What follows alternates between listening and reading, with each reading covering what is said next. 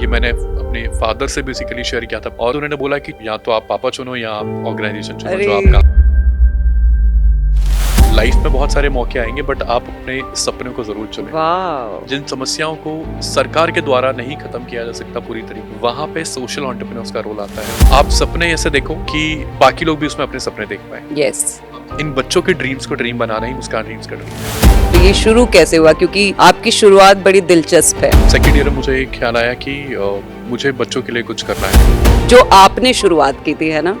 अभी तो बहुत सारे खिलाड़ी आ गए इस मैदान में। अगर हम बदलते जमाने को देखें, हर बच्चे का अधिकार सिर्फ शिक्षा तक ही सीमित नहीं होना चाहिए, टेक्नोलॉजी तक भी जाना चाहिए। मैंने बोला कि मैं सोशल एंटरप्रेन्योर, हमारा ऑर्गेनाइजेशन है जो कि गवर्नमेंट स्कूल के लिए काम करता है। तो बहुत अच्छी बात है, लेकिन आप पैसे क्या करते हैं, पैसे कमाने के लिए क्या करते हैं? कभी ऐसा हुआ नहीं कि सैलरी नहीं दे पा रहे हैं कि?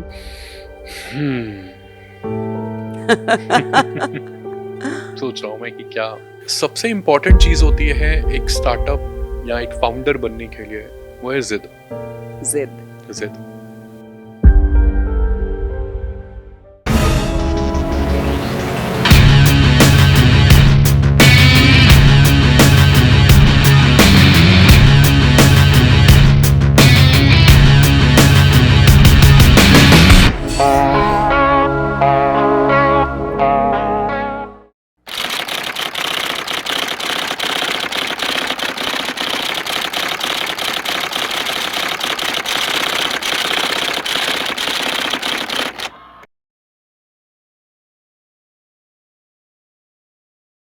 नमस्कार दोस्तों, स्टार्टअप वाइब्स 18 में आपका स्वागत है। और आज हमारे साथ अभिषेक दुबे हैं जो मुस्कान ड्रीम्स के फाउंडर एंड सीईओ हैं। और अभिषेक बहुत ही अच्छा काम कर रहे हैं, बहुत सालों से कर रहे हैं और एक सोशल एंटरप्रेन्योर के तौर पर जाने जाते हैं। तो अभिषेक, आपका स्वागत है स्टार्टअप वाइब्स 18 में। कैसा लग रहा है आपको? धन्यवाद रंजना, मुझे आकर बहुत खुशी हो रही है। बहुत अच्छा लग रहा है कि आपने यहाँ बुलाया और बोलने का मौका दिया। बिल्कुल, मुझे खुद बहुत अच्छा लग रहा है क्योंकि मैं बहुत दिनों से चाह रही थी कि आप आएँ और हम लोग इन सारी चीज़ों पर बात करें। अभिषेक, सबसे पहले तो मैं चाहूँगी कि आप हमको बताएं कि मुस्कान ड्रीम्स क्या है और ये शुरू कैसे हुआ, क्योंकि आपकी शुरुआत बड़ी दिलचस्प है ना? और बड़े सारे संघर्षों के साथ ये शुरू हुआ और उन दिनों आप कॉलेज में थे, बीटेक कर रहे थे। क्योंकि हम शायद आखिरी बार 2019 में मिले थे, है ना? तब तो आप लोग 500 डिजिटल क्लासेस आप लोग शुरू कर चुके थे और अब मुझे लगता है कि ये नंबर बहुत ज़्यादा आगे बढ़ चुका है और मैं बताना चाहूँगी कि ये नंबर 5000 हो चुका है अब। तो अभिषेक, शुरू करिए, मतलब बताइए मुझे कि मुस्कान ड्रीम्स क्या है और कैसे शुरू हुआ? बेसिकली मुस्कान ड्रीम्स एक नॉन प्रॉफिट ऑर्गेनाइजेशन है, एक सामाजिक संस्था है बेसिकली। और इसकी शुरुआत हमने की थी 2017 में। सो बेसिकली मतलब शुरुआत हुई थी 2014 में एक तरीके से। मैं कॉलेज में था और कॉलेज के सेकंड ईयर में मैं कंप्यूटर साइंस इंजीनियरिंग कर रहा था। और उस समय जब इंजीनियरिंग कर रहा था तो सेकंड ईयर में मुझे एक ख्याल आया कि मुझे बच्चों के लिए कुछ करना है, क्योंकि हम खुद एक छोटे से गांव से थे। बेसिकली मेरा गांव ग्वालियर के पास तकरीबन 40 किलोमीटर पे हमारा गांव था। मेरी मेरी शुरुआत पढ़ाई की, शिक्षा की मेरे गांव से ही हुई थी। और उस समय जब गांव में थे तो बहुत सारे लोग साथ में थे, बट क्योंकि पापा की जॉब लगी थी तो हम लोग शहर शिफ्ट हो गए।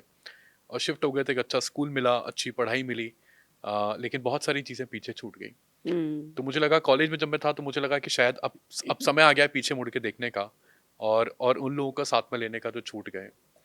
तो फिर 2014 में हम लोगों ने एक एक वॉलंटियरिंग काइंड ऑफ मिशन शुरू किया। उस मिशन का ऑब्जेक्टिव था कि हम बच्चे जो कि गांव से आते हैं या सरकारी स्कूल में पढ़ते हैं, क्योंकि वो बच्चे भी गांव से आके आसपास के शहर के बच्चे वहाँ पढ़ते हैं, ऐसे बच्चों को हम इंग्लिश पढ़ाएंगे और इंग्लिश बोलना सिखाएंगे। क्या बात है! क्योंकि मुझे याद है जब मैं गांव से आया था तो मुझे बहुत परेशानी हुई थी इंग्लिश बोलने में, सीखने में। तो हम लोगों ने शुरू किया और हम लोग तकरीबन 100 वॉलंटियर्स थे मेरे साथ जुड़े और हम लोगों ने काम शुरू किया। 2014 से 17 तक हमने बच्चों को पढ़ाया कई अलग अलग स्कूलों में और शेल्टर होम्स में। 2017 में हमने मुस्कान ड्रीम्स की शुरुआत की। मुझे लगा कि अब कॉलेज का प्लेसमेंट बेसिकली हो गया था सबका, तो अब समय था कि आप अपने करियर में क्या चुनोगे। आप जो एक तरफ था कि आप जॉब चुनोगे दूसरी हाँ, तरफ था कि आप जो काम कर रहे हो, जिस चीज से आप प्यार करते हो, जिस हाँ, मिशन से आप प्यार करते हो, उन बिल्कुल, बच्चों से आप प्यार करते हो, तो आप वो चुनोगे। बिल्कुल। तो ये बड़ा बहुत बहुत टफ डिसीजन था हाँ, मेरे लिए। और मुझे लगता है, मुझे याद है कि जब ये मैंने अपने फादर से बेसिकली शेयर किया था पापा के साथ कि पापा, मुझे मुझे बेसिकली जो मैं काम कर रहा हूँ, ये सोशल वर्क मुझे कंटिन्यू रखना है। हुँ, और मुझे याद है बेसिकली कि वो काफ़ी नाराज़ हुए थे और 2 दिन तक हमारी बात नहीं हुई थी। ओह! 2 दिन तक हमारी बात नहीं हुई थी।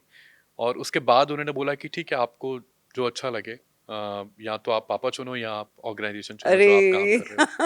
तो मुझे लगता है शायद लाइफ में बहुत सारे डिसीजन आपके पास टफ आते हैं, बट ये मेरे लिए एक one of the tough decision था कि आप क्या करोगे।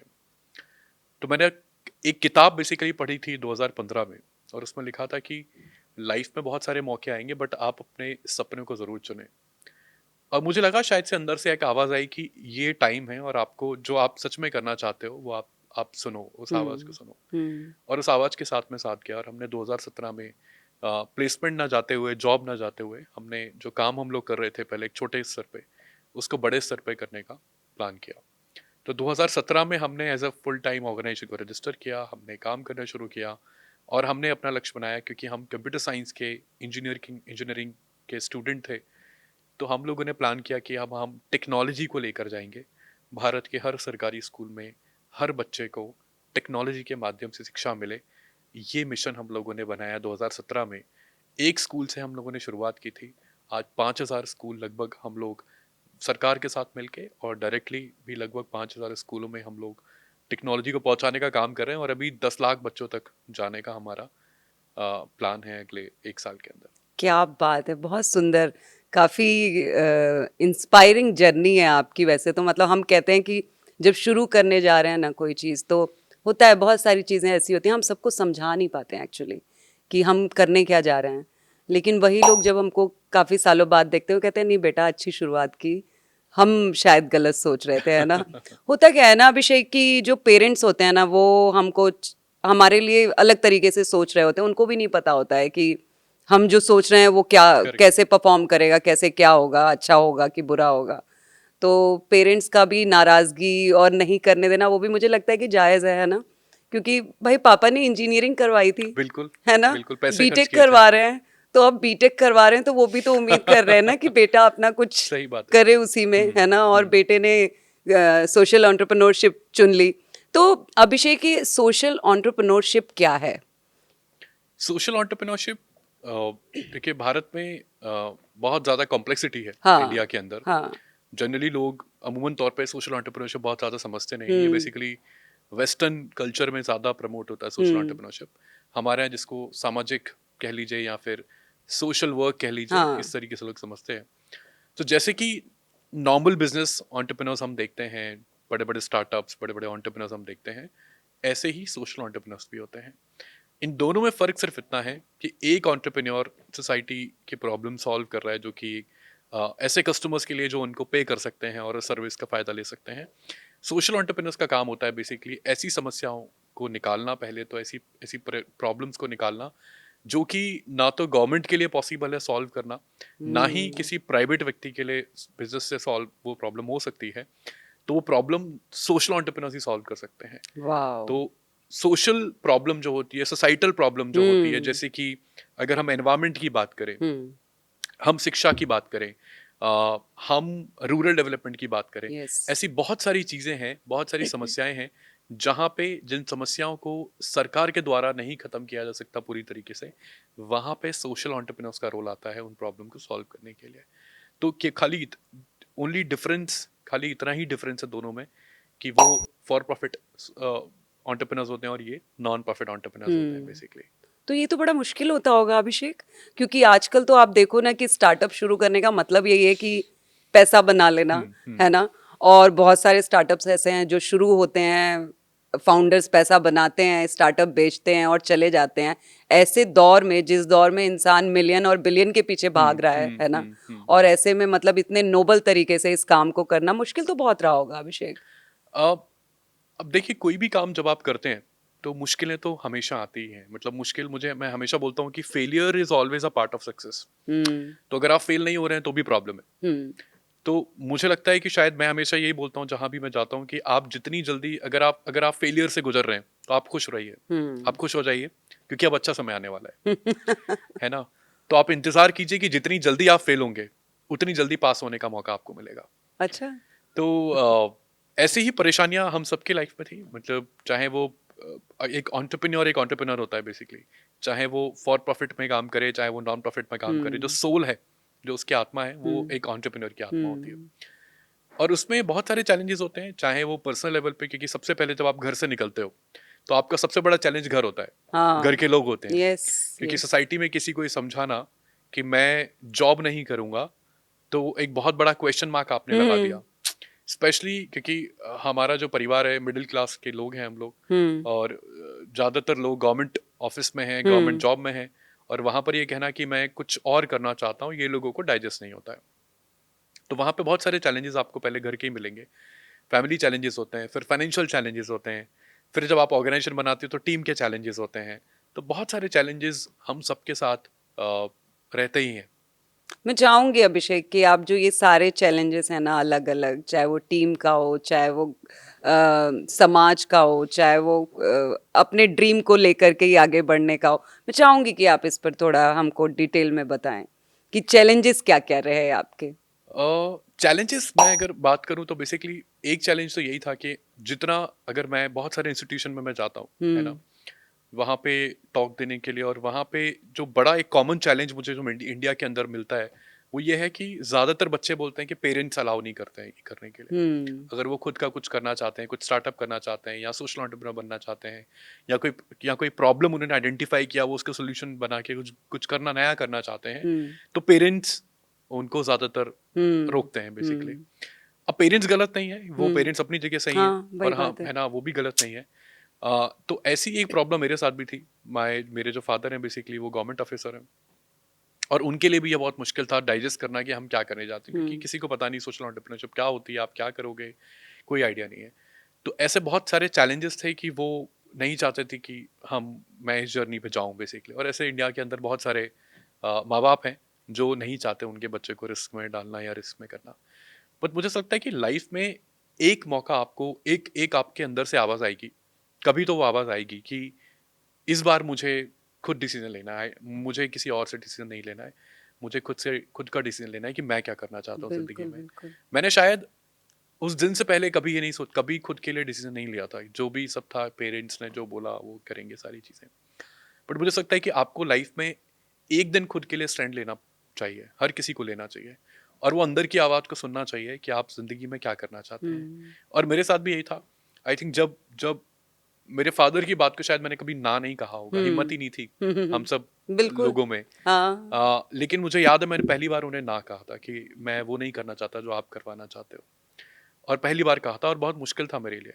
बट मुझे लगता है कि कई बार आपको अपने सपने को चुनना चाहिए, क्योंकि पेरेंट्स कहीं नहीं जाते किसी को छोड़ के।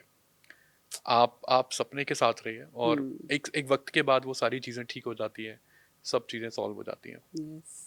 तो फैमिली चैलेंज ये था।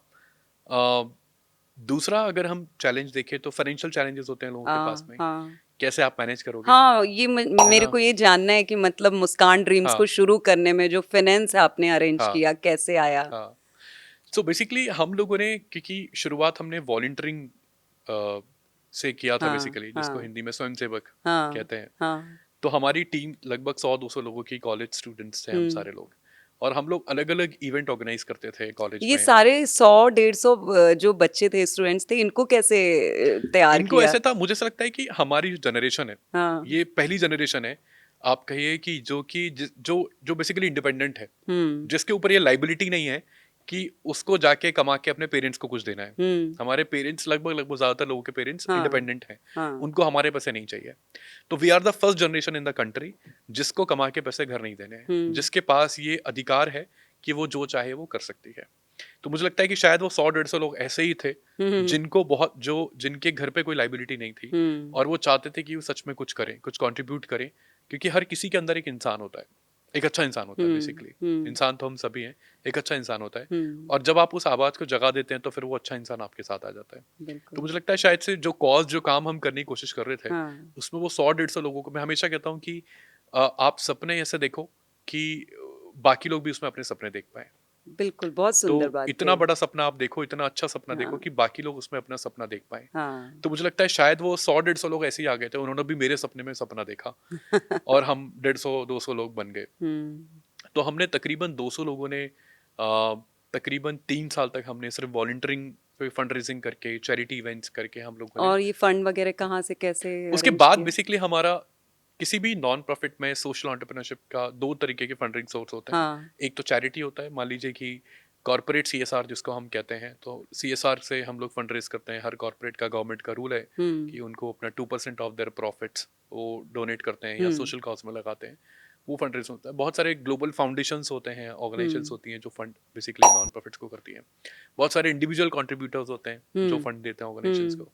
बहुत सारे स्टार्टअप्स ऐसे भी होते हैं सोशल एंटरप्राइजेज जहाँ पे मान लीजिए कि वो कोई भी प्रोडक्ट बना रहे हैं जो कि एक एक सोशल कॉज के लिए है, बट एक छोटा सा अमाउंट आपको उसका पे करना है। हुँ, मान लीजिए सैनिटरी पैड हो गया फॉर हाँ, एग्जांपल, है ना? तो अगर महंगे होंगे तो लोग अफोर्ड नहीं कर सकते। हुँ, अगर 1 रुपया 2 रुपये में मिलेगा तो कोई हुँ, भी अफोर्ड कर लेगा, बिल्कुल, है ना? बिल्कुल, तो सोशल प्रॉब्लम भी सॉल्व हो गई हाँ, और आपने रेवेन्यू भी बना लिया। हुँ, तो इस तरीके के मॉडल्स भी होते हैं। हुँ, तो मुस्कान री से बेसिकली हमारा कोई रेवेन्यू मॉडल, क्योंकि हमारे जो जो बच्चे जिनके साथ हम काम करते हैं वो पे नहीं कर सकते हुँ, क्योंकि वो सरकारी स्कूल में पढ़ते हैं। अगर वो पे कर हुँ, सकते तो शायद प्राइवेट स्कूल में ही पढ़ लेते हैं। बिल्कुल, बिल्कुल, तो हम बेसिकली हम उनसे कुछ ले नहीं सकते हैं, तो हम लोग फंड रेज करते हैं सीएसआर से, हुँ। फाउंडेशन से, चैरिटी से, और फिर उस फंड बेसिकली उस पैसे को हम लोग ऑर्गेनाइज यहाँ इन्वेस्ट करते हैं। तो ये जो फंड आप जो रेज़ करते हैं मतलब ये कितना आसान है इसको रेज़ करना मतलब या मुश्किल है बहुत ज़्यादा? तो क्योंकि बहुत सारे लोग इस वक़्त हमारे जो व्यूअर्स हैं हम्म, ये देख रहे होंगे वो भी हम्म। जानना चाहते होंगे कि फंड आता आता कैसे? उसके पीछे क्या संघर्ष है? तो मुझे लगता है कि कोई भी चीज़ आसान नहीं है लाइफ में, हाँ, है ना? बिल्कुल। चाहे आप फॉर प्रॉफिट स्टार्टअप के लिए फंड रेज करें, चाहे आप नॉन प्रॉफिट में रेज करें, आप कुछ भी करें, परेशानियां चैलेंजेस हर जगह हैं। लेकिन मुझे लगता है कि जो मैंने देखा है, परसिस्टेंस एक बड़ी चीज़ होती है। अगर आप किसी भी काम को लगातार कर सकते हैं तो फिर सफलता आपको मिलेगी मिलेगी। हुँ, हुँ। तो आपको कई बार, मैं जब पीछे मुड़ के देखता हूँ, मुझे लगता है कि शायद अगर आज मुझे कोई बोले कि आपको एक ऑर्गेनाइजेशन शुरू करना है, हुँ। तो मैं शायद शुरू करने से पहले 100 बार सोचूंगा। लेकिन अगर इसका इसके एक्सपीरियंस के हाँ, बाद? इसके एक्सपीरियंस के बाद में कि मैं 100 अ, बार सोचूंगा कि मुझे क्या करना है, हाँ। और शायद मैं कर भी पाऊंगा कि नहीं, पता नहीं। हुँ। लेकिन मुझे लगता है कई बार जब आपके अंदर, आप जब यंग होते हो, जब आपको एक्सपीरियंस नहीं होता है, तब आप ज्यादा एक्सपेरिमेंट्स के आप हाँ, कैपेबल होते हो, हाँ। आप ज़्यादा रिस्क ले सकते हो। बट जब आपके पास ज़्यादा दिमाग आ जाता है, जब आपको एक्सपीरियंस आ जाता है, तो आपकी रिस्क एबिलिटी कम हो जाती है। बिल्कुल और दूसरा ये होता है ना कि हम एक ऐसी हवेली में घुसने जा रहे हैं ना जहाँ हाँ, पे रोशनी नहीं है। रोशनी नहीं, तो हमको पता ही नहीं है कि अभी अंदर हम किन-किन चीज़ों से टकराएँगे। टकराएँगे। तो वो थोड़ा ज़्यादा ये होता है कि तो ईज़िली यस, चलो कर ले क्योंकि जोश होता है ना अंदर एक। जोश होता है। लेकिन जब हम वो सारे फेजेज़ जी चुके होते हैं तो फिर लगता है कि नहीं-नहीं अब जब करेंगे तो बहुत सोचेंगे। तो हाँ, एग्ज़ैक्टली। लेकिन वो जो सोच होती है ना, कई बार हुँ। ओवरथिंकिंग की वज़ह से बहुत सारे लोग कुछ नहीं कर पाते। हाँ। तो ओवरथिंकिंग ही आपकी आपकी आपकी असफलता का कारण बन जाता है। तो ओवरथिंकिंग से बचना चाहिए हमेशा। तो मैं सोचता हूँ कि अगर आप कुछ भी करना चाहते हो, तो आप इंतज़ार मत करो। आप शुरुआत करो, आप फ़ेल हो, नया शुरू करो, फ़ेल हो, नया शुरू करो, फ़ेल हुँ, हो, नया शुरू करो। लेकिन आप एक दिन पहुँच जाओगे सही जगह पे। बिल्कुल। लेकिन अगर आप सोचोगे, तो आप सोचते रह जाओगे, हुँ, आप कर नहीं पाओगे। बिल्कुल, तो बिल्कुल। करना बहुत ज़रूरी है। Execution is very, very important. हाँ। ऐसे ही फंडरेज़िंग में हमने पहले शुरुआत की, बहुत छोटे से शुरुआत की। हुँ, धीरे-धीरे, धीरे-धीरे, धीरे-धीरे, धीरे-धीरे करके हमने फंडरेज़ किया, हमारी 100 लोगों की टीम बनी, हमने बड़े स्केल पे काम कर पाए। तो मुझे लगता है परसिस्टेंस, हुँ, कंटिन्यूटी बहुत ज़रूरी है। आप जो हुँ, काम कर रहे हो उसको रिपीटेडली करना, हुँ, वहीं से आपको एक्सपीरियंस आता है। कोई आपको सिखा के नहीं जाता है, हुँ, आपको खुद से ही सीखना है हुँ, सारी चीज़ों को। हुँ। अभिषेक ये जो फंड रेज़ करने वाला जो प्रोसेस है कि अगर कोई सोशल एंटरप्रेन्योरशिप में आना चाहता है और उसको फंड रेज़ करना है, तो मतलब क्या स्टेप होना चाहिए? सबसे पहला स्टेप क्या होना चाहिए? शुरुआत कैसे होनी चाहिए? सबसे पहले तो ये डिपेंड करता है कि आपको किस तरीके का फंड रेज़ करना है। हुँ, किस ऑब्जेक्टिव के लिए करना है, हुँ, किस काम के लिए करना है, और इस काम को फिर आपको देखना पड़ेगा कि उस काम से संबंधित कौन सी ऑर्गेनाइजेशन हैं जो फंड करती हैं। हुँ, हो सकता है कोई ऑर्गेनाइजेशन एनवायरनमेंट पे पैसे खर्च करती हुँ, हो सकता है कोई ऑर्गेनाइजेशन हेल्थ पे इन्वेस्ट करती हो, हुँ, कोई एजुकेशन पे इन्वॉल्व करती है। मान लीजिए हमारे केस में एजुकेशन हमारे लिए प्रायोरिटी है, हाँ, और एजुकेशन में भी अगर हम देखें तो डिजिटल एजुकेशन हमारे लिए हाँ, प्रायोरिटी है, क्योंकि हाँ, हमारी जो ऑर्गेनाइजेशन है वो सारा टेक पे काम करती है। तो हमारे लिए हम यही आइडेंटिफाई करते हैं कि कौन सी ऑर्गेनाइजेशन है। तो मान लीजिए आईटी कंपनीज हैं for hmm, example, finance companies हैं, तो इनका बिली सिस्टम ज़्यादा होगा टेक की तरफ। तो ऐसे अलाइनमेंट देखा जाता है बेसिकली। फिर हम जाते हैं, उनको पिच करते हैं, और जब उनको लगता है, क्योंकि शादी बराबरी वालों में होती है, तो पहले शुरुआत में नहीं होता था। मतलब हाँ शुरुआत में लोग मना कर देते थे बेसिकली कि नहीं, हाँ हम काम नहीं कर सकते क्योंकि ऑर्गेनाइजेशन अभी छोटा है। तो मैं, एक हमारे मेंटर थे बेसिकली, हम्म तो मैं उन्के पास गया और उन्होंने बोला कि, मतलब मैंने उनको बोला कि सर, मतलब हमें लोग फंड नहीं दे रहे हैं बेसिकली, ये फंड रेज हम लोग नहीं कर पा रहे हैं।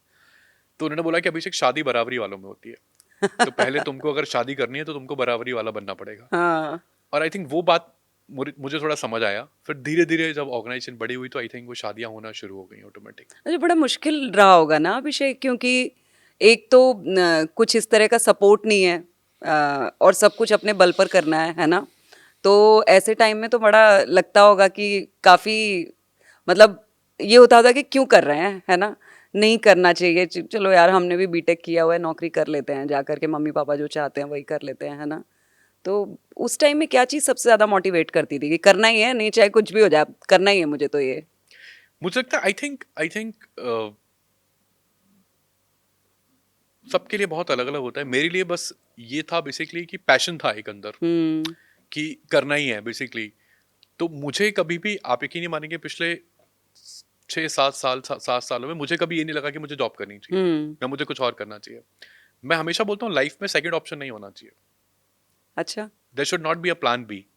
अगर आपके पास प्लान बी है ना, तो आप प्लान ए कभी आप अचीव नहीं कर दूसरे पाओगे। फाउंडर हो जिसने मुझे कहा है कि हमें प्लान बी के बारे में सोचना ही नहीं सोचना चाहिए, ही नहीं चाहिए। तो अगर आपके पास और प्लान बी प्लान ए है, नहीं चला तो फिर प्लान ए चलेगा। चलेगा, प्लान ए चलेगा। अगर पैशन होगा तो। प्लान ए अपडेट हो सकता है, चेंज हो सकता है, हाँ चीजें बदल सकती हैं, बट प्लान ए चलेगा। लेकिन अगर प्लान बी है तो प्लान ए नहीं चलेगा, प्लान ए फेल हो जाएगा और आप भी फेल हो जाओगे। सही बात है वैसे प्लान ए में। नहीं होना चाहिए कभी भी लाइफ में। और आई थिंक मेरी लाइफ में अगर हम छोटा मोटा थोड़ा बहुत भी कुछ कर पाए, क्योंकि प्लान बी नहीं था हमारे पास, कभी बनाया ही नहीं। फिर सारा एकदम सारी तो मेहनत इसी एक में ही झोंक दी, है जगह, ना, एक ही जगह, सब इसी में जो लग भी गया पूरा। आपको, करो या मरो, आपके पास दो ही चीजें हैं, करो या मरो। तो मरना तो है नहीं, तो आप करो, करना ही है आपको, क्योंकि करना ही था ये तो, करना ही था। है ना, इतनी लड़ाइयाँ लड़के आए थे, इतने यस, सारे लोगों का यस, विरोध करके यहाँ यस, तक पहुंचे थे, फिर तो यस, साबित ही करना था। यस। बहुत सुंदर, वेरी नाइस। अभिषेक, ये डिजिटल क्लासेस क्या हैं, क्योंकि आप ये डिजिटल क्लासेस का जो आपका चल रहा है मुस्कान ड्रीम्स के थ्रू, ये 2017 से चल रहा है, उस टाइम से जब डिजिटल क्लासेस इतनी पॉपुलर नहीं थी, है ना। मतलब डिजिटल क्लासेस को तो हम एक तरह से देखें तो कोविड के बाद ये कोविड सारी के बाद से। चीजें हुई हैं, हम्म। लेकिन आप बहुत 2-3 साल पहले से ये कर रहे थे, तो डिजिटल क्लासेस कैसे, मतलब कैसे शुरू किया इसको, और क्या है डिजिटल क्लासेस जो आपने शुरुआत की थी, है ना। अभी तो बहुत सारे खिलाड़ी आ गए हैं इस मैदान में, लेकिन आप इस खेल को खेल की तरह भी नहीं खेल रहे हैं, ये तो आप बड़े इसको दिल के साथ अपनी जैसे एक इंसान प्रेम करता है ना, तो उसमें अपनी पूरी मेहनत, पूरे उम्मीद, पूरे सपने, सब कुछ झोंक देता है, आप उस तरह से इस काम को कर रहे हैं। सो मैं आपको बताऊं कि हम सबके पास स्मार्टफोन्स हैं, हम सबके पास इंटरनेट है, यस। हम सबके पास लैपटॉप्स हैं, कंप्यूटर्स हैं, बट भारत में ऐसे ऐसे कितने सारे बच्चे हैं जिनके पास ना तो फोन है, ना इंटरनेट है, ना कंप्यूटर्स हैं। बिल्कुल। लेकिन सपने उनके भी हैं, अधिकार उनको भी है। तो जैसे हम राइट टू एजुकेशन की बात करते हैं, ऐसे ही मैं राइट टू टेक्नोलॉजी की बात करता हूँ। मुझे लगता है कि शिक्षा के साथ साथ तकनीकी शिक्षा बहुत जरूरी है। अगर हम बदलते जमाने को देखें, हर बच्चे का अधिकार सिर्फ शिक्षा तक ही सीमित नहीं होना चाहिए, टेक्नोलॉजी तक भी जाना चाहिए।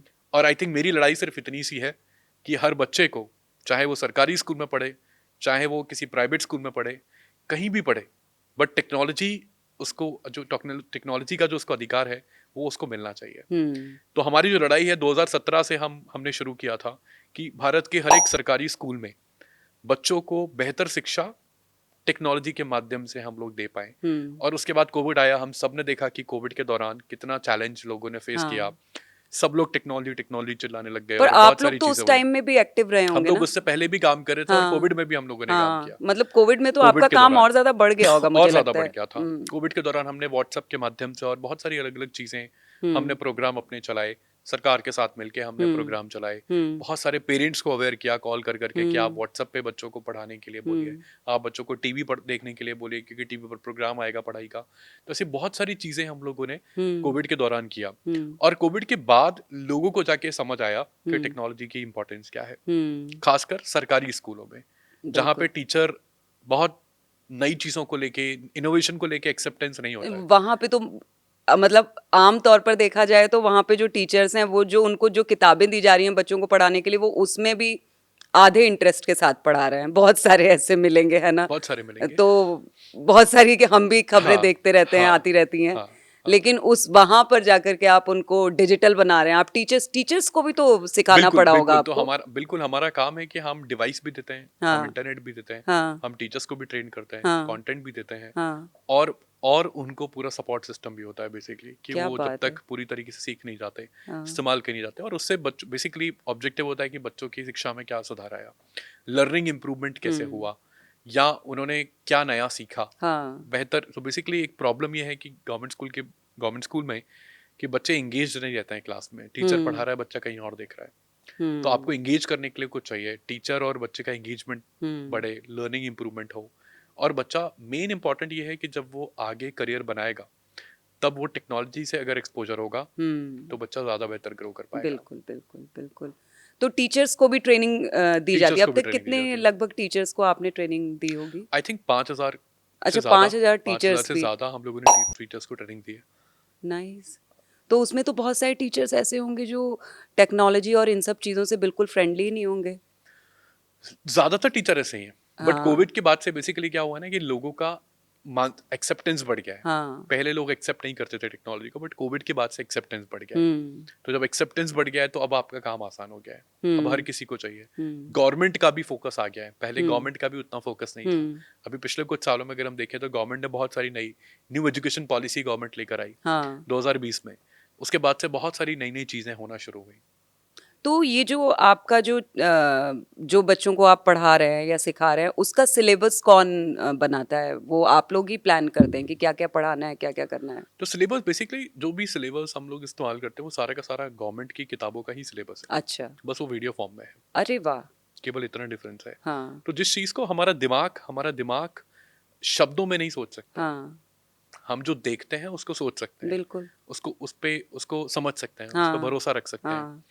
अब आप और सोचिए, मुझे लगता है वो जल्दी हमें याद भी हो याद जाता है, रहेगा, समझ भी आता है समझ अच्छे आता है। से। हुँ, अब आप इमेजिन कीजिए कि एक छोटा सा बच्चा है हुँ, जो अपने एक छोटे से गांव में रहता है, उसको कोई आइडिया नहीं है इस गांव के बाहर की दुनिया कैसी है, हुँ, लोग कैसे हैं, क्या चल रहा है, उसको कुछ नहीं पता। बिल्कुल। साइंस क्या होती है, मैथ क्या होती है, उसको कोई आइडिया नहीं है, हाँ, इनसे क्या होगा क्या नहीं होगा, हाँ, देश क्या होता है, दुनिया क्या होती है, कोई और भी देश है क्या, और राज्य भी है क्या, उसको कोई जानकारी नहीं है। हुँ, ऐसे बच्चे को एक पेज पे, एक किताब के एक छोटे से पन्ने पे आप कैसे दुनिया समझाओगे? हुँ, वही तो। नहीं समझा सकते। हाँ, तो ये काफ़ी समझाना, टफ है। यस, तो उसको समझाने के लिए यह बहुत ज़रूरी है कि आप उसको विजुअल तरीके से आप उसको समझाओ, हुँ, वीडियो के माध्यम से समझाओ, देखें और सीखें।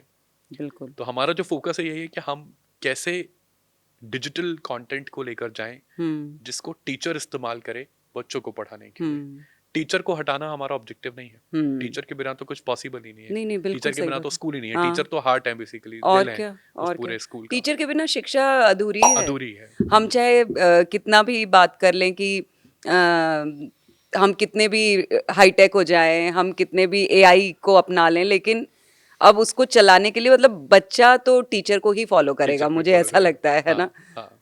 तो टीचर को तो नहीं रिप्लेस कर सकती है कोई भी technology. Correct, correct. Uh, Abhishek, इस दौरान आपको ऐसे बच्चे मिले होंगे, बहुत सारे बच्चे मिले होंगे, जैसा कि आप बता रहे हैं, इतना हाँ। बड़ा नंबर है बच्चों का और टीचर्स का। तो इन बच्चों से भी आपकी लर्निंग हुई होगी और बहुत सारी चीज़ें आपने सीखी होंगी। मैं चाहती हूँ कि कोई किस्सा ऐसा सुनाएँ, बड़ी कहानियाँ होंगी आपके पास वैसे तो, है ना? बिल्कुल, बिल्कुल। मैं आपको इंदौर की एक एक कहानी सुनाता हूँ। हुँ, हुँ, इंदौर में हम लगभग 200 स्कूल के साथ में काम करते हैं।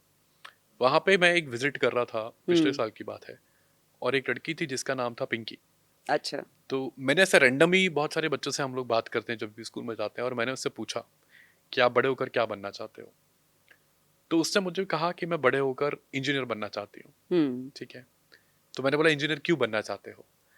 तो बोले कि इंजीनियरिंग बन के मुझे अच्छी जॉब मिलेगी। हम्म और अगर आप पहले मतलब ये मेरे लिए बहुत ही एक्साइटिंग था सुनना, क्योंकि हम्म हम यही चाहते हैं। हम्म क्योंकि अगर आप देखेंगे सरकारी स्कूल के बच्चों के जो ड्रीम्स होते हैं बहुत छोटे होते हैं। हम्म वो गवर्नमेंट स्कूल टीचर बनना चाहते हैं, पुलिस में जाना चाहते हैं, कंप्यूटर साइंस इंजीनियर क्या होता है उनको नहीं पता, हम्म या बड़े होके साइंटिस्ट बन सकते हैं उन्हें नहीं पता, बिल्कुल। या आप कुछ और कर सकते हैं उन्हें नहीं पता। हम्म तो ये सारे सपने, मुस्कान ड्रीम्स का ड्रीम क्या है बेसिकली, इन हम्म बच्चों के ड्रीम्स को ड्रीम बनाना ही मुस्कान ड्रीम्स का ड्रीम है, हम्म टेक्नोलॉजी का इस्तेमाल करके। बिल्कुल।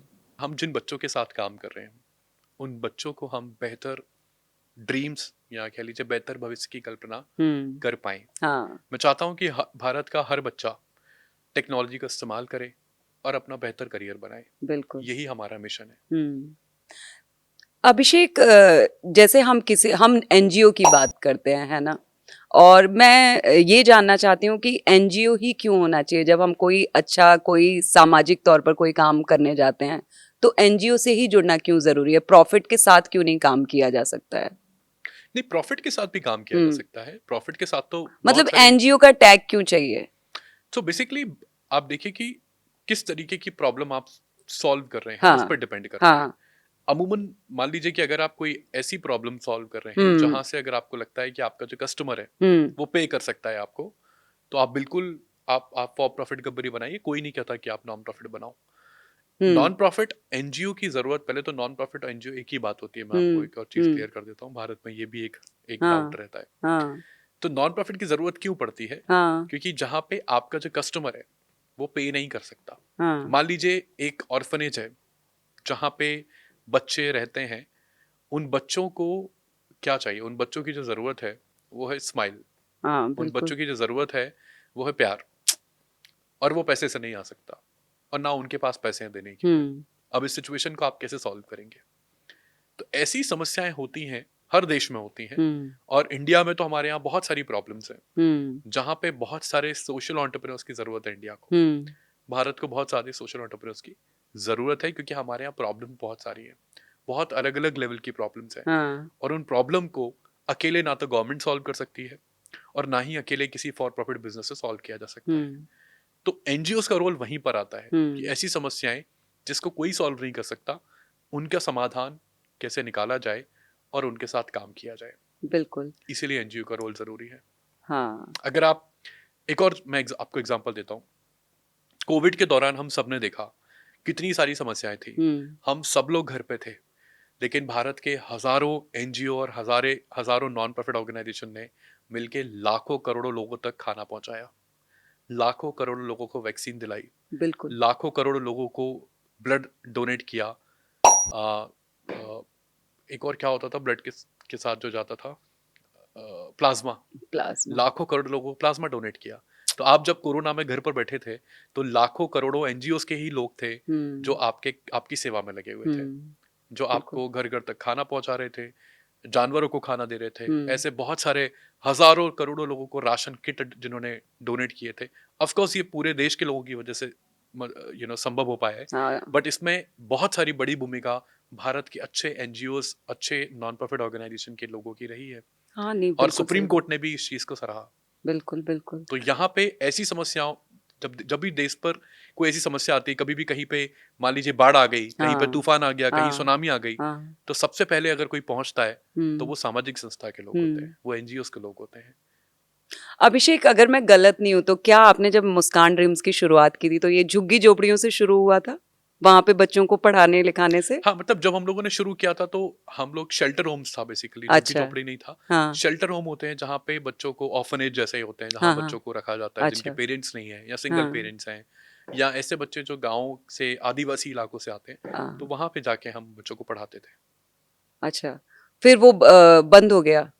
नहीं, बेसिकली हम लोगों ने फिर, क्योंकि हमारा ये जैसा था मैंने कि कहीं पढ़ा था हाँ, कि, मतलब पढ़ा नहीं था, शायद आपने ही मुझे बताया था बहुत पहले, कि वो मतलब वो जो जगह थी वो जगह चली गई, फिर उसके बाद आप लोगों ने फिर मुस्कान ड्रीम्स पर आप नहीं, लोग। सो बेसिकली हुआ उसमें ये था कि पहले हम लोग काम करते थे शेल्टर होम के साथ में। हाँ हाँ वहाँ हमें बहुत कम टाइम मिलता था बच्चों के साथ पढ़ाने का, क्योंकि उनकी अपनी गतिविधियां होती थी इनकी। हाँ। और फिर काम करके समझ में आया कि अगर आप सस्टेनेबल, आप इम्पैक्ट अचीव करना चाहते हाँ। हैं कि लॉन्ग रन में भी वो बना रहे, तो ज़रूरत है कि आप वहाँ काम करो जहाँ पे ज़्यादा ज़रूरत है। हम्म तो वो बच्चे जिस स्कूल में जाते थे उन स्कूल में पढ़ाना ज़्यादा बेहतर है कि आप उनको वहाँ जाके पढ़ाओ। तो मॉडल में थोड़ा सा हमने चेंज किया। शेल्टर रूम्स ना जाते हुए हमने सरकारी स्कूलों में जाना शुरू किया और हाँ। खुद ना जाते हुए टेक्नोलॉजी को पहुंचाना शुरू किया, क्योंकि हम हर एक स्कूल में नहीं जा सकते, हम्म। टेक्नोलॉजी जा सकती है। बिल्कुल। ये नॉन प्रॉफिट और फॉर प्रॉफिट का क्या फंडा है? चाहूंगे आप समझाएं एक बार हमारे व्यूअर्स को। तो हम देखें पूरी दुनिया में, खासकर कि इंडिया में कह लो और भी कंट्रीज में, डिस्क्रिमिनेशन बहुत है, hmm. For profit versus non profit. Discrimination कैसा है कि अगर आप फॉर प्रॉफिट से हैं, आप जब फंड रेज करते हैं तो पूरी जितने न्यूज़ चैनल्स हैं, मीडिया है, सब आपको कवर करेगा, हर कोई आपके बारे में बात करेगा और आपको हीरो बना देगा।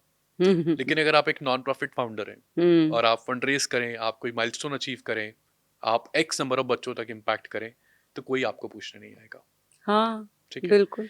ऐसा ही दूसरा डिस्क्रिमिनेशन एरिया है कि फॉर प्रॉफिट में जब आप होते हैं तो आप जितना चाहें उतना पैसा आप मार्केटिंग पे खर्च कर सकते हैं। हम्म। आप लोगों को बता सकते हैं कि हम क्या काम कर रहे हैं और हमें मार्केटिंग पर, आपके जो इन्वेस्टर है वो खुद आपको बोलेंगे कि आप पैसे खर्च करो। लेकिन अगर आप नॉन प्रॉफिट से हैं हम्म। तो लोग, कोई नहीं चाहता कि आप मार्केटिंग पैसे खर्च करो। तो अच्छा काम प्रमोट होने पे लोगों को प्रॉब्लम होती है। तो मैं पर मैं हमेशा बोलता हूँ कि ये तो बड़ी खराब बात हाँ, मैं है ना? हमेशा बोलता हूँ कि जब हम इतनी सारी नेगेटिव चीजें प्रमोट करते हैं, हाँ। तो जब हम कुछ अच्छा काम कर रहे हैं तो उसको हाँ। प्रमोट क्यों ना करें। हाँ। और अगर प्रमोट नहीं करेंगे तो कैसे और लोगों तक पहुंचेगा, वही तो। कैसे और लोग अच्छा काम करेंगे। बिल्कुल। इसलिए जरूरत है कि हम पॉजिटिव काम को पॉजिटिव लोगों तक ज्यादा से ज्यादा पहुंचाएं। हाँ। तो एक ये डिस्क्रिमिनेशन एक बड़ा है। हाँ। तीसरा डिस्क्रिमिनेशन होता है कि जब आप फॉर प्रॉफिट में होते हैं, आपको अच्छी सैलरी मिलती है, आपको इंसेंटिव मिलता है, हम्म। आप जितना चाहे उतना सैलरी आप ले हम्म। ले सकते हो, ग्रो कर सकते हो। लेकिन अगर आप नॉन प्रॉफिट में हो तो आपके जो फंडर्स हैं या और लोग हैं वो नहीं चाहते कि आप बहुत ज़्यादा सैलरी लो। लोगों को लगता है कि आप फ्री में काम करो, आप बिना पैसों के काम करो। मुझे लगता है लेकिन अब ये धीरे धीरे मानसिकता चेंज हो रही है और अभी और चेंज होना बाकी है, क्योंकि मेरे हिसाब से कोई भी डिफरेंस नहीं होना चाहिए, चाहे फॉर प्रॉफिट हो या नॉन प्रॉफिट हो। हाँ। डिफरेंस सिर्फ इतना है कि यहाँ पर आप पैसे बना रहे हो, यहाँ पर आप इम्पैक्ट अचीव कर रहे हो। दोनों के काम करने का तरीका, मॉडल, सब कुछ सेम होता है, कोई अलग चेंज उसमें चेंज नहीं है बेसिकली। तो ऐसे बहुत सारे डिस्क्रिमिनेशन एरिया हैं जो धीरे धीरे धीरे धीरे ठीक हो रहे हैं। आपको लगता है ठीक होंगे?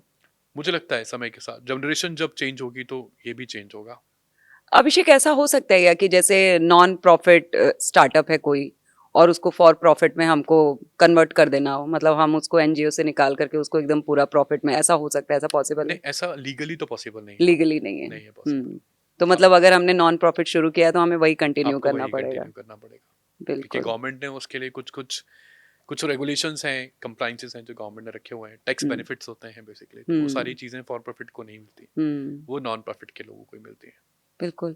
ये मुस्कान ड्रीम्स अभी कहाँ कहाँ पर है, किन किन शहरों में, किन किन स्टेट्स में?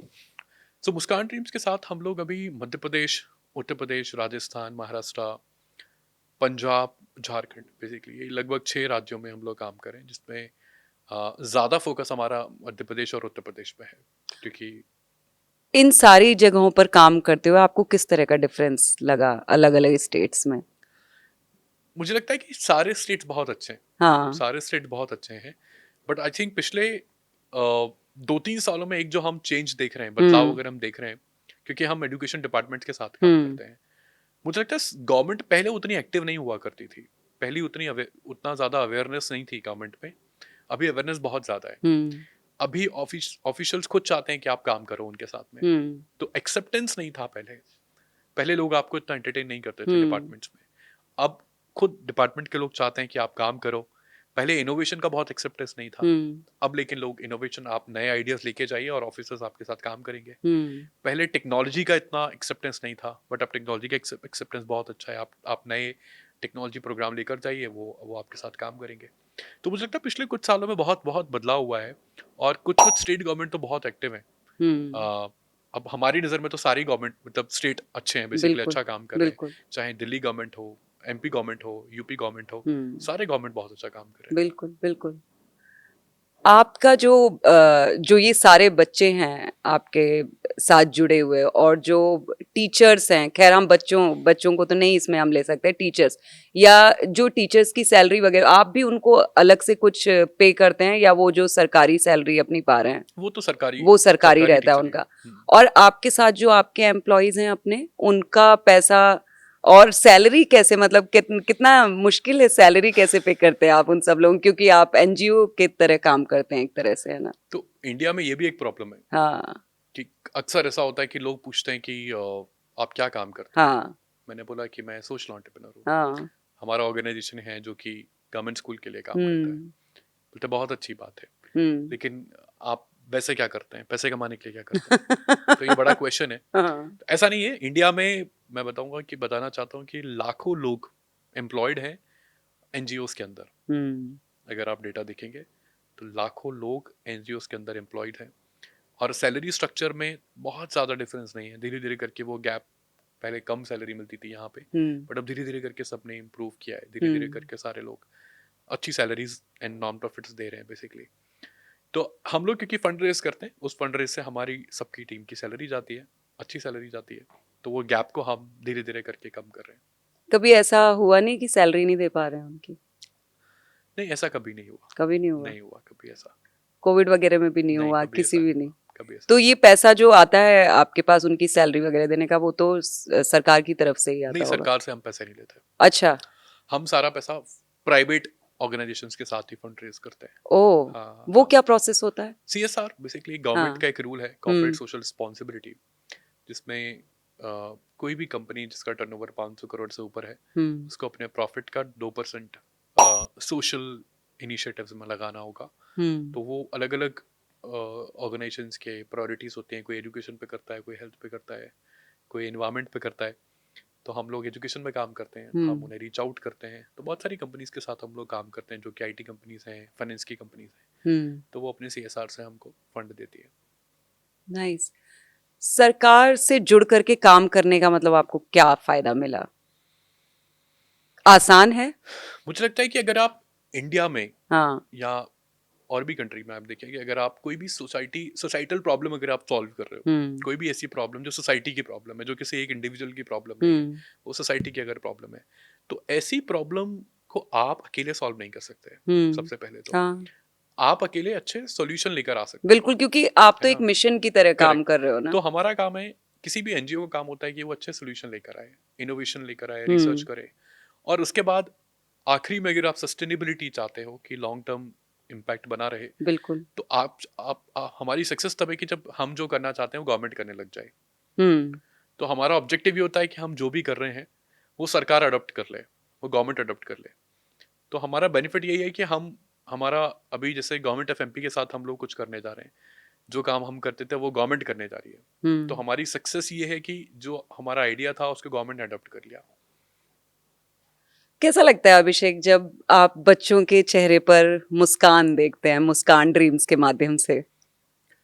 अच्छा लगता है। मुझे लगता है शायद वही एक रीज़न है जिसकी वजह से हम पिछले सालों से काम करते आ रहे हैं, क्योंकि और तो कोई मोटिवेशन आपके पास होता नहीं है। मतलब आप पैशनेट हो किसी चीज़ को लेके, और फिर आप जब आप ग्राउंड पे जाते हो, जब आप बच्चों से मिलते हो और आप देख पाते हो कि बच्चों के अंदर बिहेवियरल चेंज हम जिसको कहते हैं, व्यवहारिक चेंज, हम्म वो उनके अंदर धीरे धीरे आ रहा है। तो बहुत सारे बच्चों को अगर आप ये भी लगने लग गया है कि मैं ये बन सकता हूँ, या उन्होंने ये सोच लिया कि मैं ये बनना चाहता हूँ, तो ये भी बड़ी बात है हमारे लिए। बिल्कुल। और अगर हम लाखों लोग में से शायद अगर 100 200 500 बच्चे भी अगर कुछ बेहतर करियर कर पाए, तो शायद हमारे लिए वो सक्सेस होगी। हम्म। क्योंकि जब आप एक बच्चे की ज़िंदगी बदलते हो, तो उसकी आने वाली जनरेशन बदल जाती है। हाँ बिल्कुल सही तो बात है। अगर एक बच्चा भी कुछ अच्छा कर जाता है लाइफ में, तो उसके आने वाले 10 100 20 लोग, उसके परिवार के, वो सफ़र नहीं करेंगे। बिल्कुल वो शायद उनको अपॉर्चुनिटी मिल पाएगी अच्छी एजुकेशन की।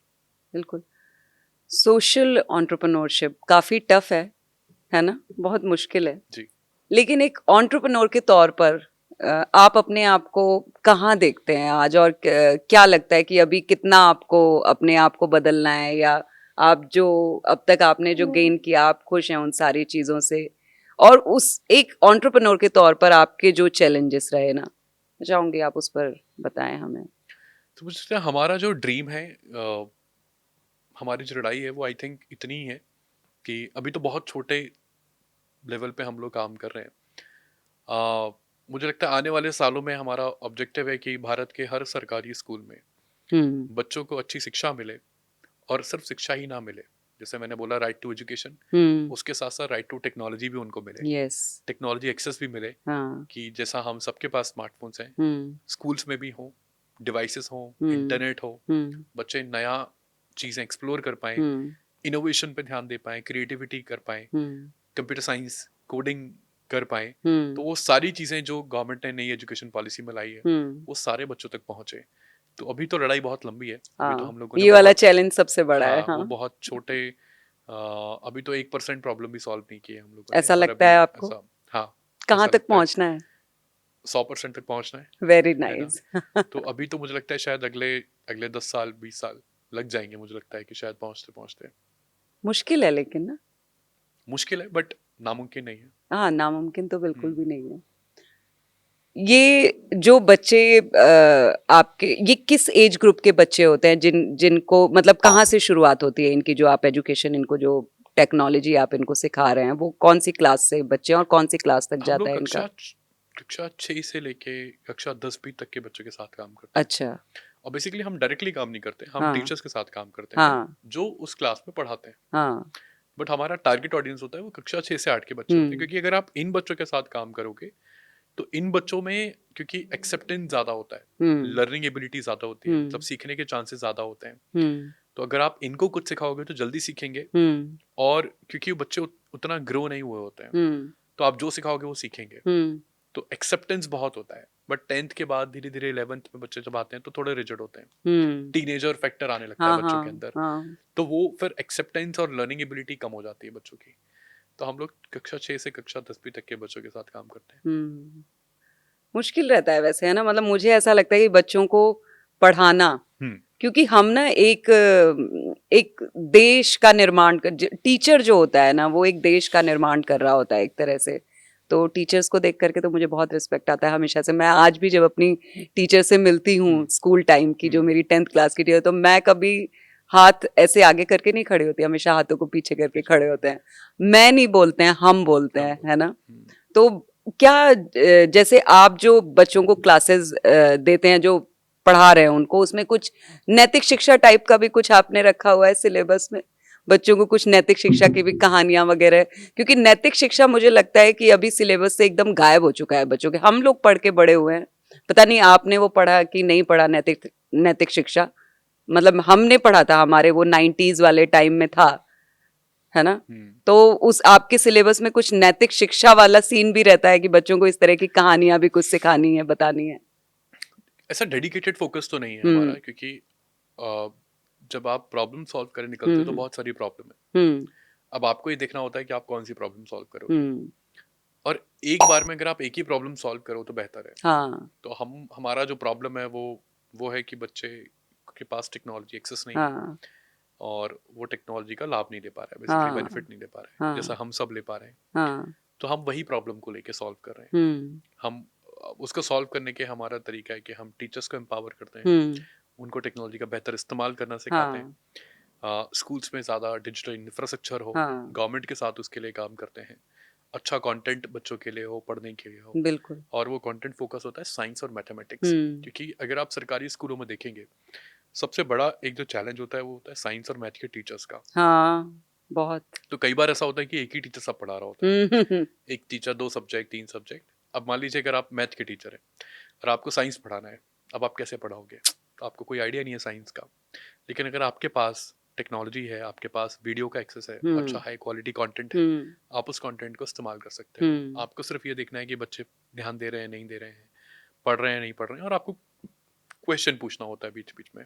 बट वो वीडियो अपना काम करेगा। बिल्कुल, तो इस तरीके से करके बहुत सारे चैलेंजेस हैं हाँ। जो हम सॉल्व करने की कोशिश कर रहे हैं स्कूल के लेवल पे। तो अभी ये मेन फोकस आपका साइंस और मैथ्स, इन सब मैथमेटिक्स है। चीज़ों पे, इंग्लिश वगैरह भी है उसमें? इंग्लिश अभी नहीं है, अच्छा, बट इस साल हम लोग इंग्लिश ऐड कर रहे हैं बेसिकली। अच्छा, क्योंकि इंग्लिश ज़रूरी है, हम देख रहे हैं हाँ, जैसे जितना टेक्नोलॉजी ज़रूरी है, हाँ। उतना ही इंग्लिश भी ज़रूरी है। तो इनको जो आप साइंस और मैथ्स पढ़ाते हैं, ये हिंदी में होता है?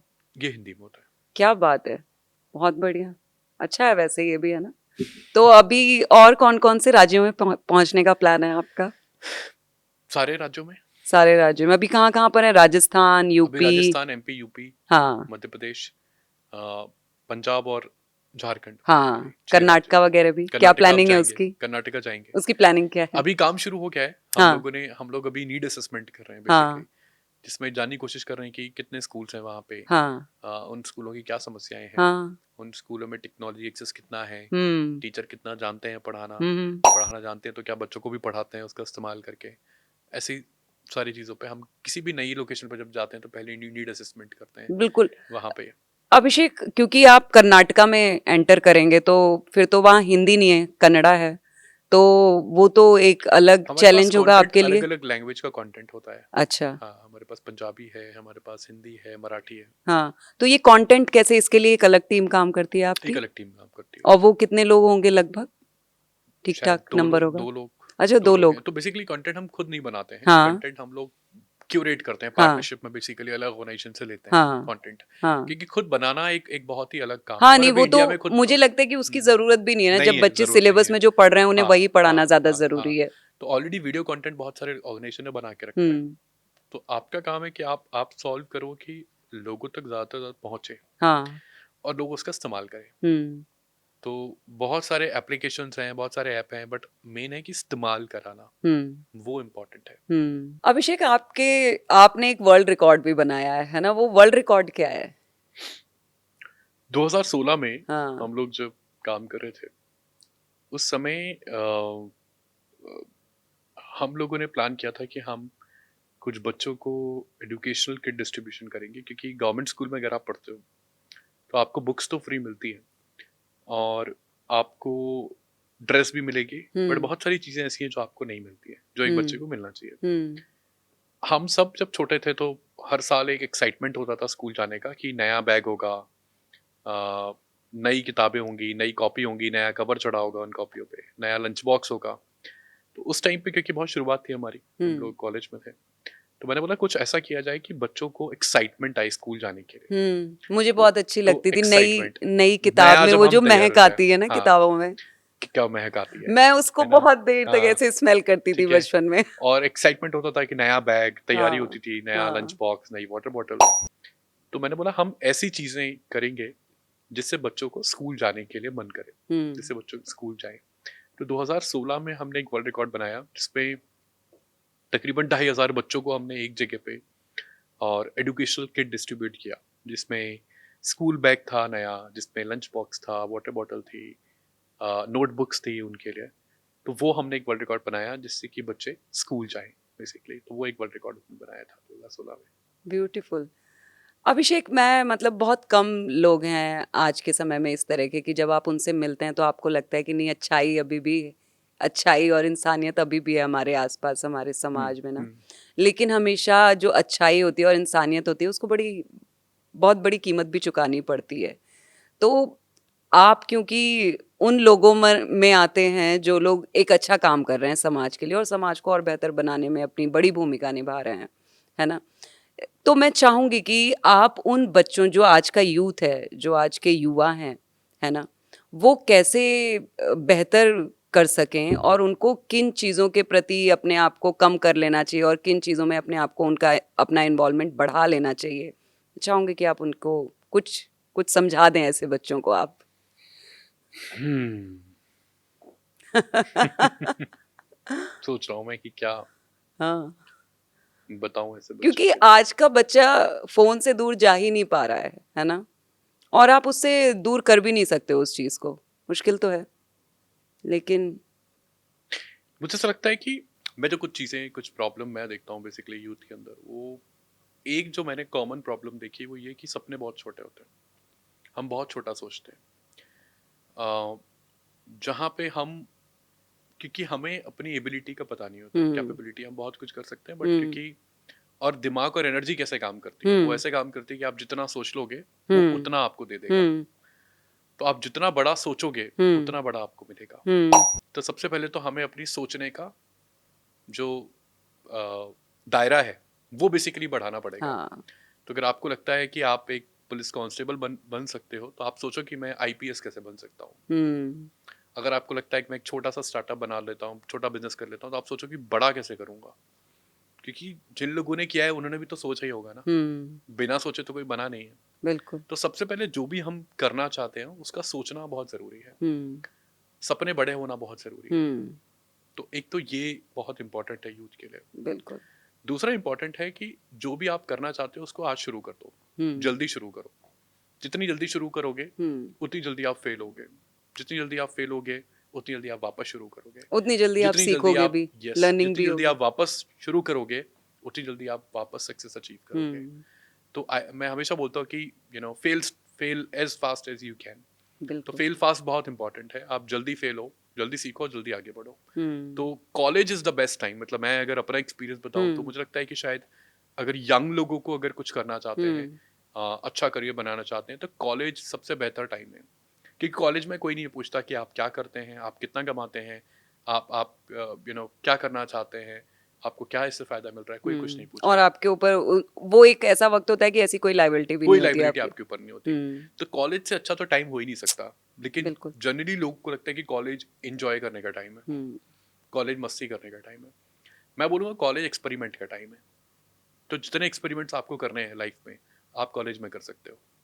हम लाइफ में कितनी सारी चीज़ें पेरेंट्स को बिना बताए करते हैं। अक्सर लोग हम्म बोलते हैं कि पेरेंट्स मुझे ये नहीं करने देना चाहते, पेरेंट्स मुझे वो नहीं करने देना चाहते। मैं बोलता हूँ कि पेरेंट्स को आप कितनी सारी चीज़ें ऐसी हैं जो हम पेरेंट्स को बिना बताए करते हैं। आप गर्लफ्रेंड बनाते हो, पेरेंट्स को बता के बनाते हो। नहीं। आप मूवी देखने जाते हो, पेरेंट्स को हमेशा बता के जाते हो, नहीं जाते। लेकिन जब कुछ अच्छा करने की बारी आती है तो हम पेरेंट्स का एक्सक्यूज बना देते हैं। हाँ तो मैं बोलता हूँ कि अगर कुछ अच्छा झूठ बोल कर भी हो सकता है तो उसको करना चाहिए, बिल्कुल बिल्कुल उससे पहले उससे भागना नहीं चाहिए बिल्कुल। थोड़ी सी मेहनत करनी पड़ जाती है ना उसमें अच्छा करने में, अच्छा करने में। इसलिए बहाना किसी और पे डाल दिया जाता है कि और डाल नहीं, पे डाल दिया जाता पेरेंट्स की वजह से नहीं कर पाए। है, नहीं कर पाए।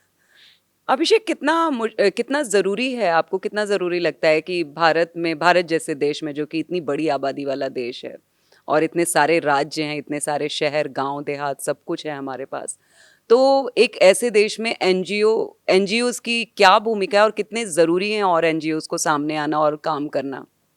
मुझे लगता है कि भारत एक बहुत बड़ा देश है, लगभग 125 करोड़ से भी ज्यादा की आबादी वाला देश है, हम्म जहाँ पे 70% लोग आज भी गांव में रहते हैं, हम्म जो कि किसानी उनका एक मेन इनकम सोर्स है बेसिकली। बिल्कुल। मुझे लगता है कि हमारे देश में बहुत सारी समस्याएं हैं, हम्म चाहे वो एनवायरनमेंट की समस्या हो, हम्म चाहे वो शिक्षा की समस्या हो, हम्म चाहे वो स्वास्थ्य की समस्या हो, हेल्थ की समस्या हो। हम्म और ऐसे बहुत सारी प्रॉब्लम्स है जहाँ पे बहुत सारा अभी काम होना बाकी है। हम्म और हर तरीके की समस्याएं सरकार नहीं सुलझा सकती बेसिकली। हम्म आप कोई बिजनेस करके नहीं सुलझा सकते। हम्म तो बहुत सारी समस्याएं ऐसी हैं जिनके लिए इंडिया में बहुत सारे सोशल एंटरप्रेन्योर्स की ज़रूरत है हम्म और बहुत सारे अच्छे सामाजिक संस्थानों की ज़रूरत है कि इन प्रॉब्लम को वो सॉल्व कर पाएं। बिल्कुल तो बिल्कुल। पावर्टी एक बड़ा चैलेंज है जो कि अकेले सिर्फ गवर्नमेंट सॉल्व नहीं कर सकती। अगर हो पाता तो 70 सालों में हो हाँ चुका होता। हाँ। अगर बिजनेस से सॉल्व होता तो शायद हो चुका होता। तो हम्म बिजनेस से आपकी टैक्सी प्रॉब्लम सॉल्व हो सकती थी, वो हो गई। हम्म बट बिजनेस से गरीबी सॉल्व नहीं हो सकती। हम्म उसके लिए बहुत सारे अलग अलग तरीके के इनोवेशन, बहुत सारे अलग अलग तरीके के सॉल्विंग अप्रोच, सॉल्यूशंस लगेंगे और बहुत सारी अलग अलग ऑर्गेनाइजेशन लगेंगी उसको सॉल्व करने के लिए। तो भारत में एनजीओज या सोशल एंटरप्रेन्योर्स की बहुत बड़ी भूमिका है, क्योंकि अगर हम देश को बेहतर देश बनाना चाहते हैं जहाँ इक्वलिटी की बात हो, हम्म इक्विटी की बात हो, हम्म जहाँ सबको बराबरी का अधिकार मिले, हम्म तो वो बहुत ज़रूरी है। हम्म जहाँ कोई बच्चा ये सोच के पीछे ना रहे कि भैया मेरे पेरेंट्स अफोर्ड नहीं कर सकते, हम्म या एक बच्चे के पास आईफोन है और एक बच्चे के पास कुछ भी नहीं है, हम्म एक बच्चे के पास लैपटॉप है, एक बच्चे के पास कुछ भी नहीं है। हम्म तो ये जो गैप है, ये गैप को ब्रिज करना बहुत ज़रूरी है। बिल्कुल बिल्कुल। एक सोशल एंटरप्रेन्योर कैसे बना जाए? बहुत इंटरेस्टिंग क्वेश्चन है। मुझे लगता है कि जैसी जर्नी आपकी फॉर प्रॉफिट एंटरप्रेन्योरशिप की होती है, वैसे ही जर्नी आपकी सोशल एंटरप्रेन्योरशिप की भी होती है। वहाँ पे भी आप एक प्रॉब्लम आइडेंटिफाई करते हो, उसको सॉल्व करने के लिए आप अपना बिजनेस शुरू करते हो। हम्म चाहे वो, अगर हम ओला का एग्जांपल ले तो उन्होंने टैक्सी प्रॉब्लम सॉल्व किया, पेटीएम ने पेमेंट्स प्रॉब्लम सॉल्व किया, ओयो ने होटल प्रॉब्लम सॉल्व किया था। ऐसे ही जब आप सोशल वर्ल्ड में होते हैं, सोशल इम्पैक्ट स्पेस में होते हो, तो आप प्रॉब्लम रेज करते हो। तो हमारे केस में प्रॉब्लम है कि भाई हम डिजिटल डिवाइड को ब्रिज करना चाहते हैं, हम्म डिजिटल गैप को गवर्नमेंट स्कूल में ख़त्म करना चाहते हैं। या बहुत सारी ऑर्गेनाइजेशन है जो है एनवायरमेंट की प्रॉब्लम सॉल्व करना चाहती है, बहुत सारी हेल्थ की प्रॉब्लम सॉल्व करना चाहती है। तो एंटरप्रेन्योर्स वही है जो प्रॉब्लम सॉल्व कर रहा है। हम्म अब वो सोशल एंटरप्रेन्योर हो, सोशल प्रॉब्लम सॉल्व करे या for profit solve problem solve करे, उससे फर्क नहीं पड़ता। बिल्कुल बट अगर आप प्रॉब्लम सॉल्व कर रहे हो तो आप एंटरप्रेन्योर। बिल्कुल तो सबसे पहली जो जर्नी की जो सबसे पहला स्टेप है वो प्रॉब्लम का आइडेंटिफिकेशन है। हम्म तो अगर आप प्रॉब्लम नहीं सॉल्व कर रहे हो तो आप कुछ कर नहीं रहे हो। हाँ तो पहली जर्नी है प्रॉब्लम को सॉल्व करना, उस प्रॉब्लम के लिए सॉल्यूशन निकालना, हम्म उस सॉल्यूशन को वेरीफाई करना कि ये सॉल्यूशन हम्म ठीक से काम करेगा नहीं हम्म करेगा, और उसको मार्केट में लेके जाना। बिल्कुल बहुत ही सिंपल स्टेप है, कुछ ऐसा नया नहीं करना है। हम्म और उसके बाद आगे की कहानी हो जाएगी अगर आपका सॉल्यूशन और प्रॉब्लम ठीक है तो। हाँ सबसे ज़्यादा ज़रूरी है कि बर्निंग इशू क्या है आसपास, है ना? मतलब प्रॉब्लम क्रिएट ना क्रिएट, करके हाँ, प्रॉब्लम हमको ढूंढना है कि ढूंढना एक्चुअल है प्रॉब्लम क्या है प्रॉब्लम ना? क्या है, प्रॉब्लम क्या है। और उसके बाद ही आगे बढ़ा जाए, है ना? मैं फोर्ब्स की समिट में था हांगकांग में बेसिकली। तो वहाँ पे मैं एक ऑस्ट्रेलियन, एक मेरी फ्रेंड है डियाना, तो हुँ, डियाना से मिला। तो डियाना जो काम करती थी वो, अब आप देखिए कि हमारी और उनकी प्रॉब्लम में कितना डिफरेंस है ना, हुँ, कि हमारे यहाँ भी है कि वहाँ पे एक कॉन्सेप्ट था हाफ ग्लास ऑफ वाटर। हुँ, तो उससे देखा कि बहुत सारे लोग जब अ, पानी पीने होटल में जा रहे हैं तो वो पानी आधा पी के छोड़ देते हैं। हुँ। तो कितना पानी वेस्ट हो रहा था।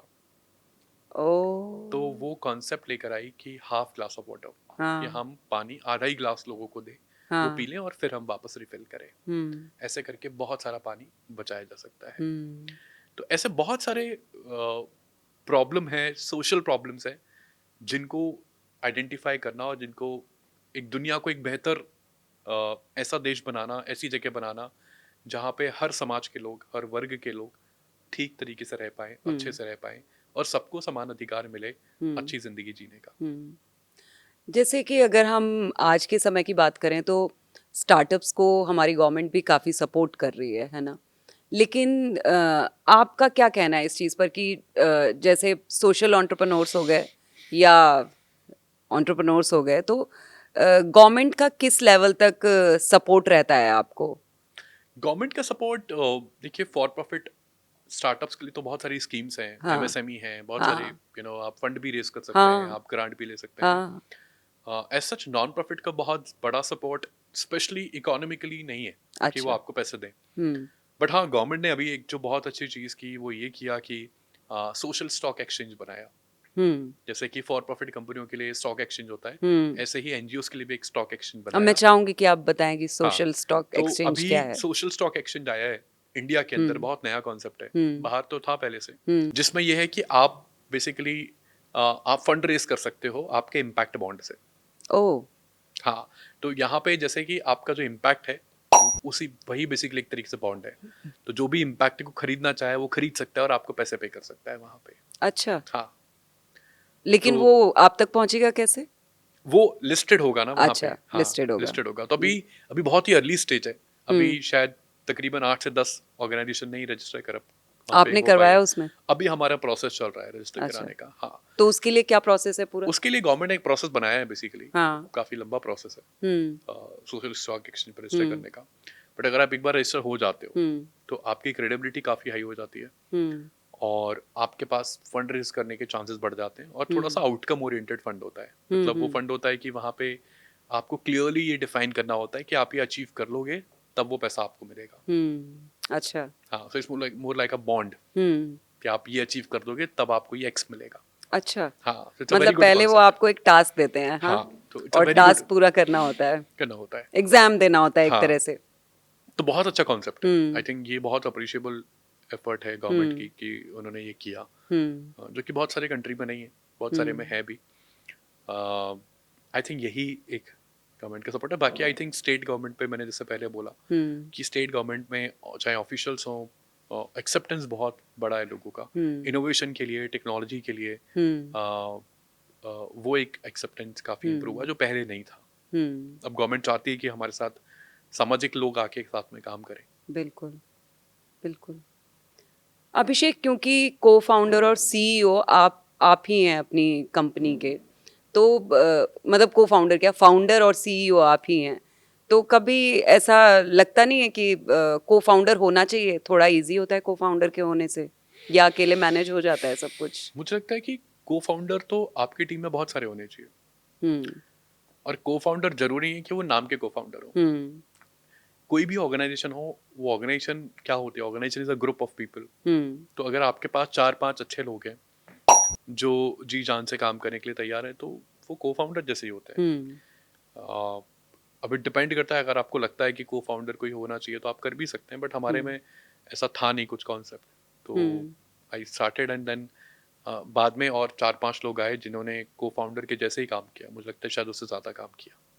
बिल्कुल बिल्कुल। तो अभी जरूरत बिल्कुल नहीं महसूस हाँ, होती अभी है? ऐसी कोई ज़रूरत नहीं कि को फाउंडर की ज़रूरत हो, और क्योंकि को फाउंडर शुरू में ही होता है, मतलब आप बीच हाँ। में से को फाउंडर को लाना, वो एक्चुअली बाकी लोगों के साथ नाइंसाफ़ी होगी जो ऑलरेडी बहुत मेहनत कर रहे हैं।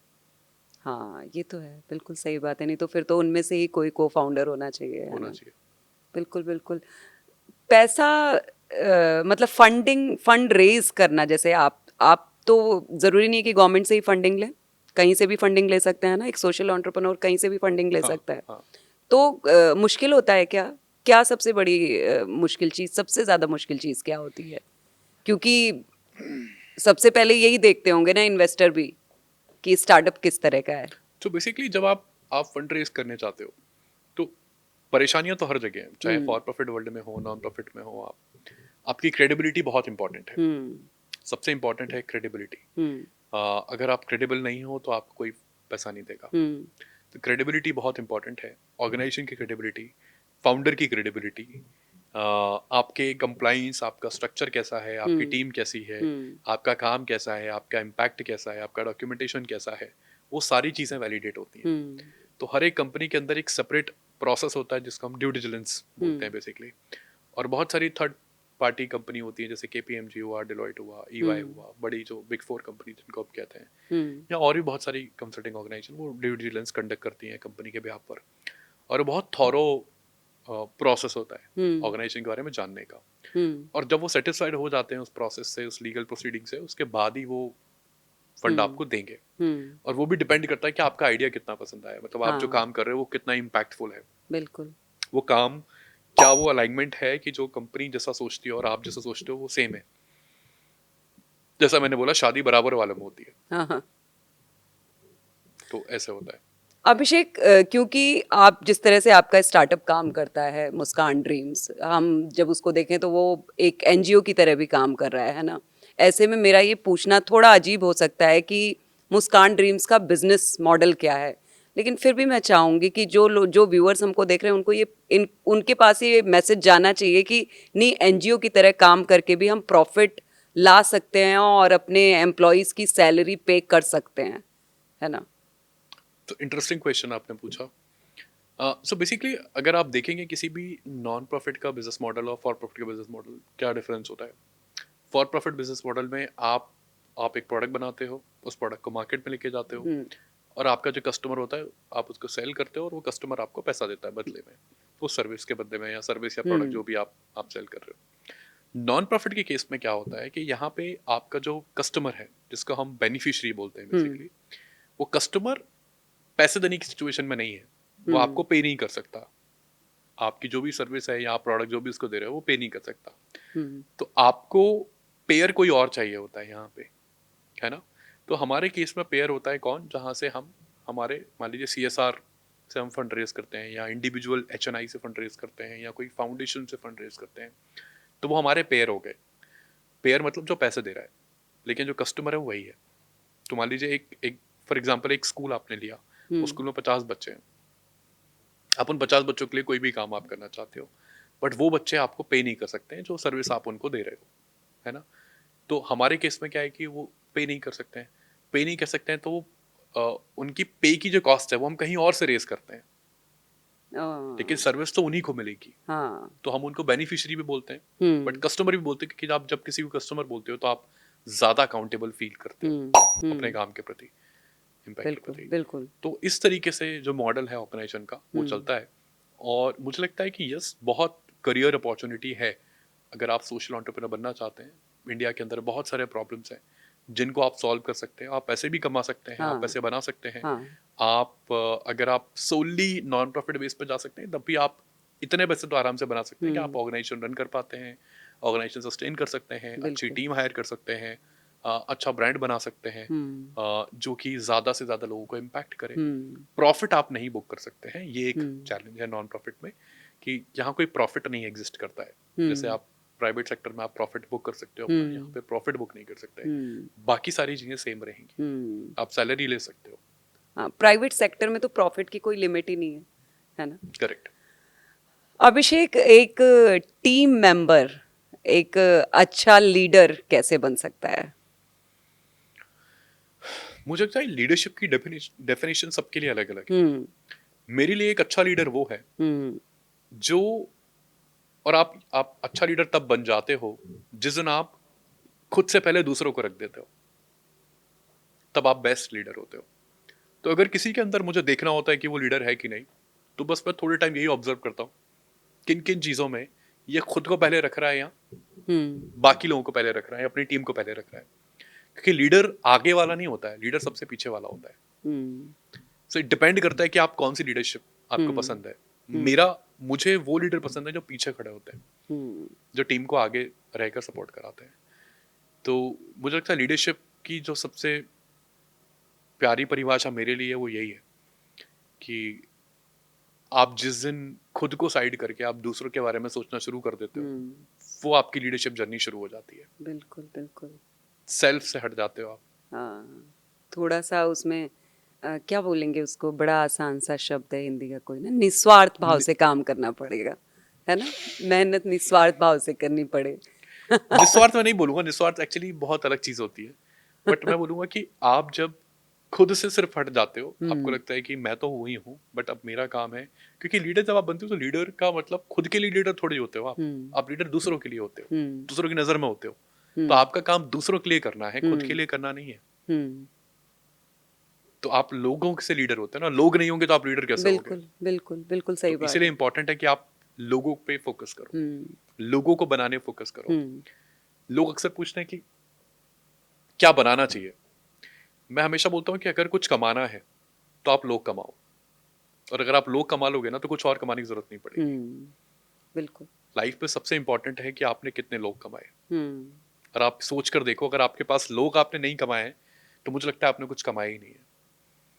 तो सबसे जरूरी चीज अगर एक है आज के टाइम पे जो मुझे लगती है, वो है लोग कमाना। और अगर आपके ऑर्गेनाइजेशन में ऐसे लोग हैं जो आपसे ज्यादा आपके ऑर्गेनाइजेशन के बारे में सोचते हैं और करते हैं, तो आपको तो कुछ करने की टेंशन लेने की जरूरत नहीं है।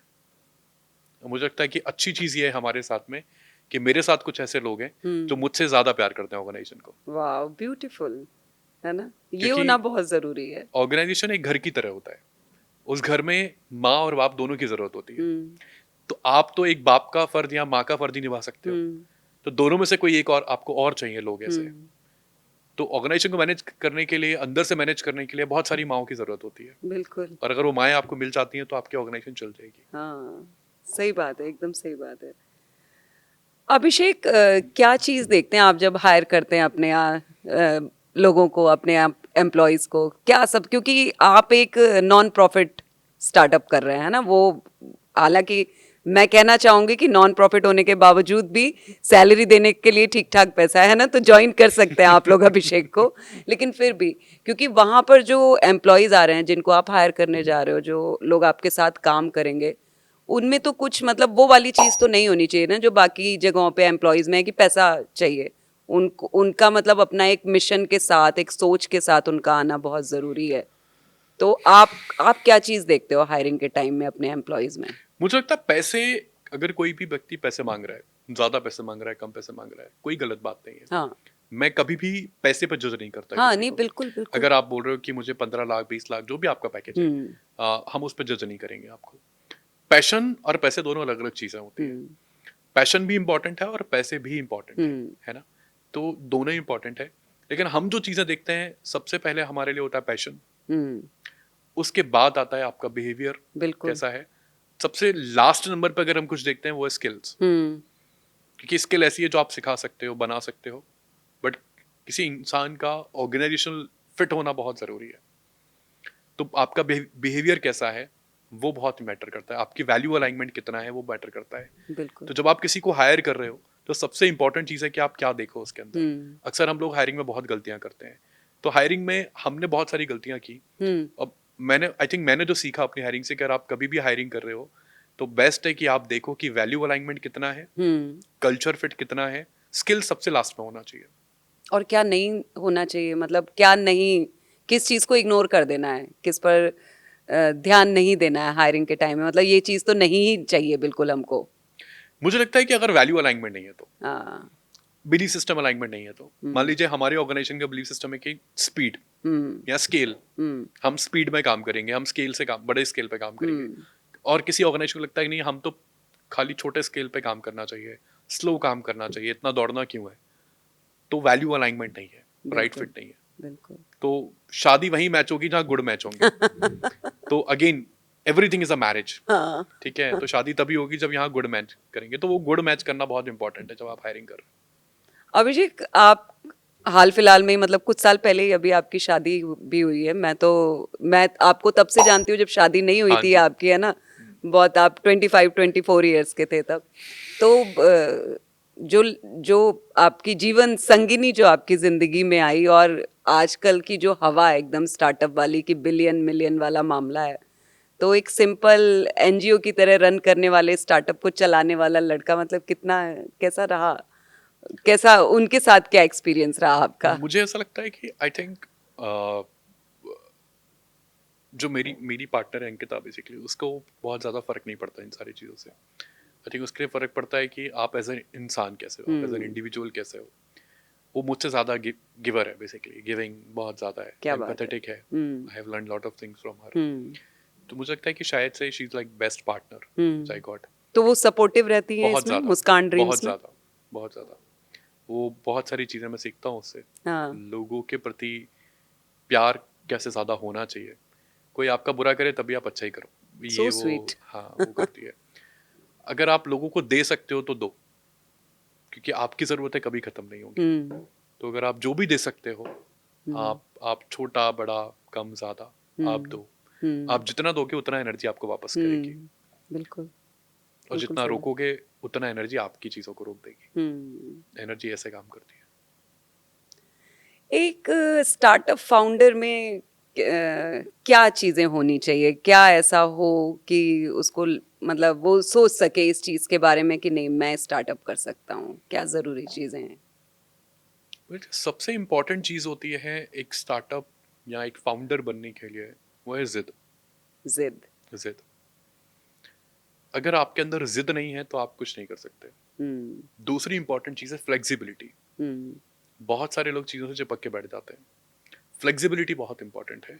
वक्त के साथ बदलना, हुँ, चाहे वो सोच के लेवल पे हो, काम के लेवल पे हो, इनोवेशन में हो, फ्लेक्सिबिलिटी बहुत इंपॉर्टेंट है। हुँ, तीसरी चीज़ मैं बोलूँगा कि परसिस्टेंस। दौड़ना नहीं है, बट चलते रहना है। रुकना नहीं है, बट चलते रहना है। चलना बहुत ज़रूरी है। अगर आप चलते रहोगे तो पहुँच जाओगे एक दिन, हुँ, जहाँ आप जाना चाहते हो। लेकिन आप दौड़ोगे तो फिर बहुत सारे एग्ज़ाम्पल हमारे सामने आज हैं। बिल्कुल। ऐसे स्टार्टअप्स हैं जिन्होंने दौड़ना शुरू किया हुँ, और वो गिर गए। गिर गए, बिल्कुल। तो आप चलो, वही बेहतर है। हुँ, और कोई भी चीज़ को होने में ना टाइम लगता है। अगर कोई भी चीज़ समय से पहले अगर हो रही है, तो वहाँ प्रॉब्लम है। बिल्कुल। तो टेक्स टाइम। आप लोगों ने गर्ल्स के लिए भी कुछ स्पेशल चीज़ें शुरू की थी? गाँव में या छोटे शहरों में अगर अपॉर्चुनिटी होती है, घर में आती हुँ, है, तो सबसे हुँ, पहले लड़कों को मिलती है। हुँ, तो लड़कियां कहीं ना कहीं बहुत सारी जगह गांव में आज भी पीछे हैं। हुँ, तो हमारे प्रोग्राम का ऑब्जेक्टिव है कि हम गर्ल्स को स्पेस दे पाएं, उनको कंप्यूटर साइंस, कोडिंग सिखाएं, उनको टेक्नोलॉजी में वो करियर कैसे बना सकते हैं, हुँ। उसकी तरफ हम फोकस करते हैं। अच्छा, तो वो हाँ, स्पेशली गर्ल्स के तो लिए। हमने एक स्पेशली गर्ल्स के लिए प्रोग्राम बनाया, stem for girls, so that हाँ, कि गर्ल्स भी अपना करियर टेक्नोलॉजी में, साइंस में बना पाएं। तो क्या, मतलब और क्या-क्या आप उसमें एक्स्ट्रा करते हो उनके लिए कुछ तो अलग उसमें से? बेसिकली हमारा 2 साल का प्रोग्राम है, जिसमें बच्चे कोडिंग सीखते हैं। कोडिंग के साथ एआई सीखते हैं, आर्टिफिशियल हुँ, इंटेलिजेंस सीखते हैं। वो समझते हैं कि एआई टेक्नोलॉजी कैसी है, हुँ, वो क्या करती है, उसके क्या लाभ हैं, हुँ। वो उसके टूल्स कौन-कौन से हैं। मान लीजिए चैट जीपीटी एक टूल है, तो आप हाँ, कैसे बेहतर इस्तेमाल कर सकते हो उसका। हाँ, तो ऐसी बहुत सारी चीज़ें हैं जो हमने प्रोजेक्ट बेस्ड लर्निंग बनाई है, प्रोग्राम बनाया है बेसिकली, जिसमें 2 साल तक बच्चों को एक्सपोज़र मिलता है। तो 2 साल के एक्सपोज़र में जब बच्चे सीखते हैं वहाँ पे, तो उसके बाद चांसेस हैं कि जब बच्चे वो 2 साल कोडिंग प्रोग्राम सीख के निकलेंगे, तो अपना वो सब्जेक्ट अच्छा चूज़ करेंगे हम्म। और उसके बाद there are chances, high chances कि वो टेक्नोलॉजी में अपना करियर बनाएँगे। एआई को लेकर के भी कुछ आपका सो चल एआई पे बेसिकली हम एक प्रोग्राम बिल्ड कर रहे हैं अभी इस साल, अगले साल लॉन्च करेंगे, हम्म। जिससे बच्चों को डेडिकेटेडली सिर्फ एआई से रिलेटेड चीज़ें, प्रोजेक्ट सिखाया जाएगा, हम्म। उसके बेनिफिट्स, चैलेंजेस और वो क्या नया कर सकते हैं एआई का यूज़ करके। हम्म। एआई की इम्पोर्टेंस क्यों ज़रूरी है? हम्म। क्योंकि आप अगर बदलते दौर के साथ नहीं बदलोगे, तो दिक्कत आएगी। वो तो है। मुझे मतलब एआई का वही वही बात है एआई के साथ कि एआई कुछ खत्म नहीं करेगा, नहीं, बस खत्म नहीं आपको करेगा। उसको यस, अडॉप्ट करना है, अडॉप्ट सीख करना है, लेना है सीख उसको, है लेना है ना? उसको। यस, आपके बिल्कुल। काम आसान बनाएगा, आपकी हाँ, लाइफ आसान बनाएगा। हाँ, और क्या। और बहुत ज़रूरी, क्योंकि अभी तो आप देखो ना कि बच्चों को स्कूलों में सिलेबस में एआई आ चुका है, एक आ अलग चुका सब्जेक्ट आ चुका है है, आ उनके चुका है। लिए। तो आपका भी बहुत ज़रूरी है उस बिल्कुल, ओर ध्यान देना बिल्कुल, कि बिल्कुल। बच्चे उस पर भी सीखें। अभिषेक, आपने अपने एक इवेंट में वाइस प्रेसिडेंट को बुलाया था इंडिया के, तो क्या था वो किस्सा? मैं जानना चाहूँगी एक बार उसके बारे में। और क्या इवेंट था वो आपका? 2018 की बात है। दिन में शायद 2 बजे का टाइम होगा हाँ, दोपहर में। हाँ, मुझे एक कॉल आया हाँ। उपराष्ट्रपति ऑफिस से बेसिकली। हुँ, मैं vice president of India office से बात कर रहा हूँ हुँ, और आपने जो रिक्वेस्ट किया था कि वो आपके इवेंट बनाए और सर ने वो एक्सेप्टेंस लेटर को एक्सेप्ट कर लिया है। तो अब वो एक स्टेट पे आपके यहाँ पर कार्यक्रम में आएंगे। मेरे लिए वो सपने जैसा था क्योंकि मैं मेरी एज उस टाइम पे 25 ईयर्स की थी। हुँ, तो at the age of 25 I hosted the vice president of India हुँ। for our inauguration of our 100 digital schools in Gwalior basically. Wow! तो मुझे ऐसा लगता है कि और हमने बहुत मेहनत की थी उनको रीच आउट करने में, हुँ, उनको लेकर आने में। हुँ। तो यही एक एक स्टोरी थी मेरा। बच्चे भी थे वहाँ पर जो, तो हाँ, बच्चों का क्या रिएक्शन था? बच्चे बहुत एक्साइटेड थे हाँ, क्योंकि उपराष्ट्रपति हम सबके लिए बड़ी बात होती है, हम हाँ, सबके लिए प्राउड और प्राइड की बात होती है कि हाँ। वो हमारे इवेंट पे आए, हमारे साथ काम करें। हुँ, तो बहुत बच्चे बहुत खुश थे, लगभग 3000 बच्चे वहाँ पर थे हुँ, जब हमने उनको बुलाया ग्वालियर में। हुँ। मुस्कान ड्रीम्स का फ्यूचर प्लान क्या है? और कहाँ तक जाना है? और क्या-क्या करना है? क्या नया क्या करना है? सो अभी 2025 तक हमारा एक मिशन चल रहा है जिसका हम बोलते हैं 1 बिलियन बाय 2025, अच्छा। हुँ, 1 बिलियन बच्चों तक पहुँचना। हुँ, हुँ, अभी उसमें से हमने तकरीबन तकरीबन 30 से 40% हमने अचीव किया है और अगले साल एंड तक 2025 एंड होते होते तक हमें 1 मिलियन अपना अचीव करना है। तो ये बेसिकली हमारा अभी शॉर्ट टर्म मिशन चल रहा है। बाकी हमारा लॉन्ग टर्म प्लान ये है कि हम भारत के सारे स्टेट्स में काम करें और गवर्नमेंट के साथ मिलके काम करें, जिससे कि हर सरकारी स्कूल के अंदर हुँ, बेहतर डिजिटल शिक्षा हो सके, हुँ, हर बच्चे के पास डिजिटल एक्सेसिबिलिटी हो। हुँ, वो जैसा हम सब इंटरनेट का यूज़ करते हैं और अपनी लैपटॉप का यूज़ कर सकते हैं, वो भी करें हुँ, और वो भी अपना बेहतर करियर बनाएं, अच्छी हुँ, लर्निंग लें। हुँ, तो वही बेसिकली हम देखना चाहते हैं भारत की सारी सरकारी स्कूलों में। हुँ। बिल्कुल, बिल्कुल। अभिषेक, जो बच्चे स्टार्टअप की दुनिया में आना चाहते हैं, जो स्कूल में हैं या कॉलेजेस में हैं, अभी पढ़ाई कर रहे हैं, लेकिन स्टार्टअप तो सभी को फ़ैसिनेट करता है, सभी लोग इसकी तरफ खींचते हैं कि है क्या भला स्टार्टअप, है ना? और हालाँकि कुछ कुछ फाउंडर्स ने हमारे देश में मतलब उसका एक बड़ा अच्छा ट्रेंड भी सेट किया है, जिसको फॉलो भी करते हैं बच्चे, और बच्चे मोटिवेट होते हैं अच्छा करने के लिए। तो आप क्योंकि इतने सालों से मतलब 2017 से आपका स्टार्टअप चल रहा है, ऐसे बच्चे जो स्टार्टअप की दुनिया में आना चाहते हैं और काम करना चाहते हैं, उनके लिए आप क्या कहना चाहेंगे? मुझे लगता है कि एक बार सब सब बच्चों को ट्राई करना चाहिए। Hmm, it's interesting journey hmm, hmm, basically, right. Hmm, जब भी आप कुछ नया करते हैं तो आप बहुत सारी चीज़ें सीखते हैं। हुँ, तो ज़रूरी नहीं है, कई बार कुछ चीज़ें आप बिजनेस के लिए करें बट आप सीखने के लिए भी कर सकते हैं। हुँ, आप शायद जॉब में जो 5 साल में सीखेंगे, वो एक बिजनेस करने में शायद आप 1 साल में सीख जाएंगे। बिल्कुल। इतना डिफरेंस होता है क्योंकि यहाँ आप स्पीड से चलते हैं, हुँ, यहाँ फास्ट चीज़ों को एक हुँ, सीखना चाहते हैं, एक्सेप्ट करते हुँ, हैं। तो बहुत सारी चीज़ें हैं। आई थिंक बच्चों को जो करने की ज़रूरत है, स्पेशली जब वो कॉलेज में है, तो मैंने जैसा पहले भी कहा कि सबसे पहले तो वो प्रॉब्लम आइडेंटिफाई करें, रिसर्च करें, देखें समझें मार्केट में क्या चल रहा है, फॉरेन में, बाहर विदेशों में क्या चल रहा है, इंडिया में क्या चल रहा है, किन चीज़ों की कमी है और क्या इंडिया को ज़रूरत है, आप क्या नया लेकर आ सकते हो।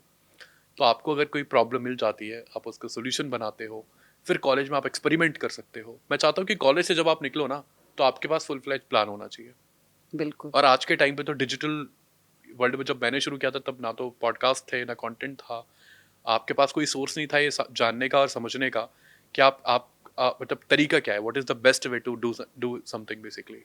बट आज के टाइम पे तो आप इतने सारे पॉडकास्ट हैं, कंटेंट है, आपको ये समझ आ जाएगा कि बेस्ट तरीका क्या है करने का, क्या क्या करना पड़ेगा एज अ स्टेप। बट मैं चाहता हूँ कि अगर आपको सारी चीज़ें और जल्दी आपको चीज़ें करनी है, तो आप कॉलेज के दिनों में शुरुआत करो। नहीं भी हो पाता तो कॉलेज के बाद भी कर सकते हो, देयर इज नो टाइम, जब जागो तभी सवेरा है बेसिकली, बिल्कुल। है ना। बट आई थिंक जो इंपॉर्टेंट चीज़ें हैं वो ये हैं कि आप अगर कुछ चीज़ों को दिमाग में रख लो कि चैलेंजेस को अगर आप ये सोच लो कि ये तो आएंगे ही आएंगे, तो कोई चीज़ हमें परेशान तब करती है जब हम सोचते नहीं हैं उसको।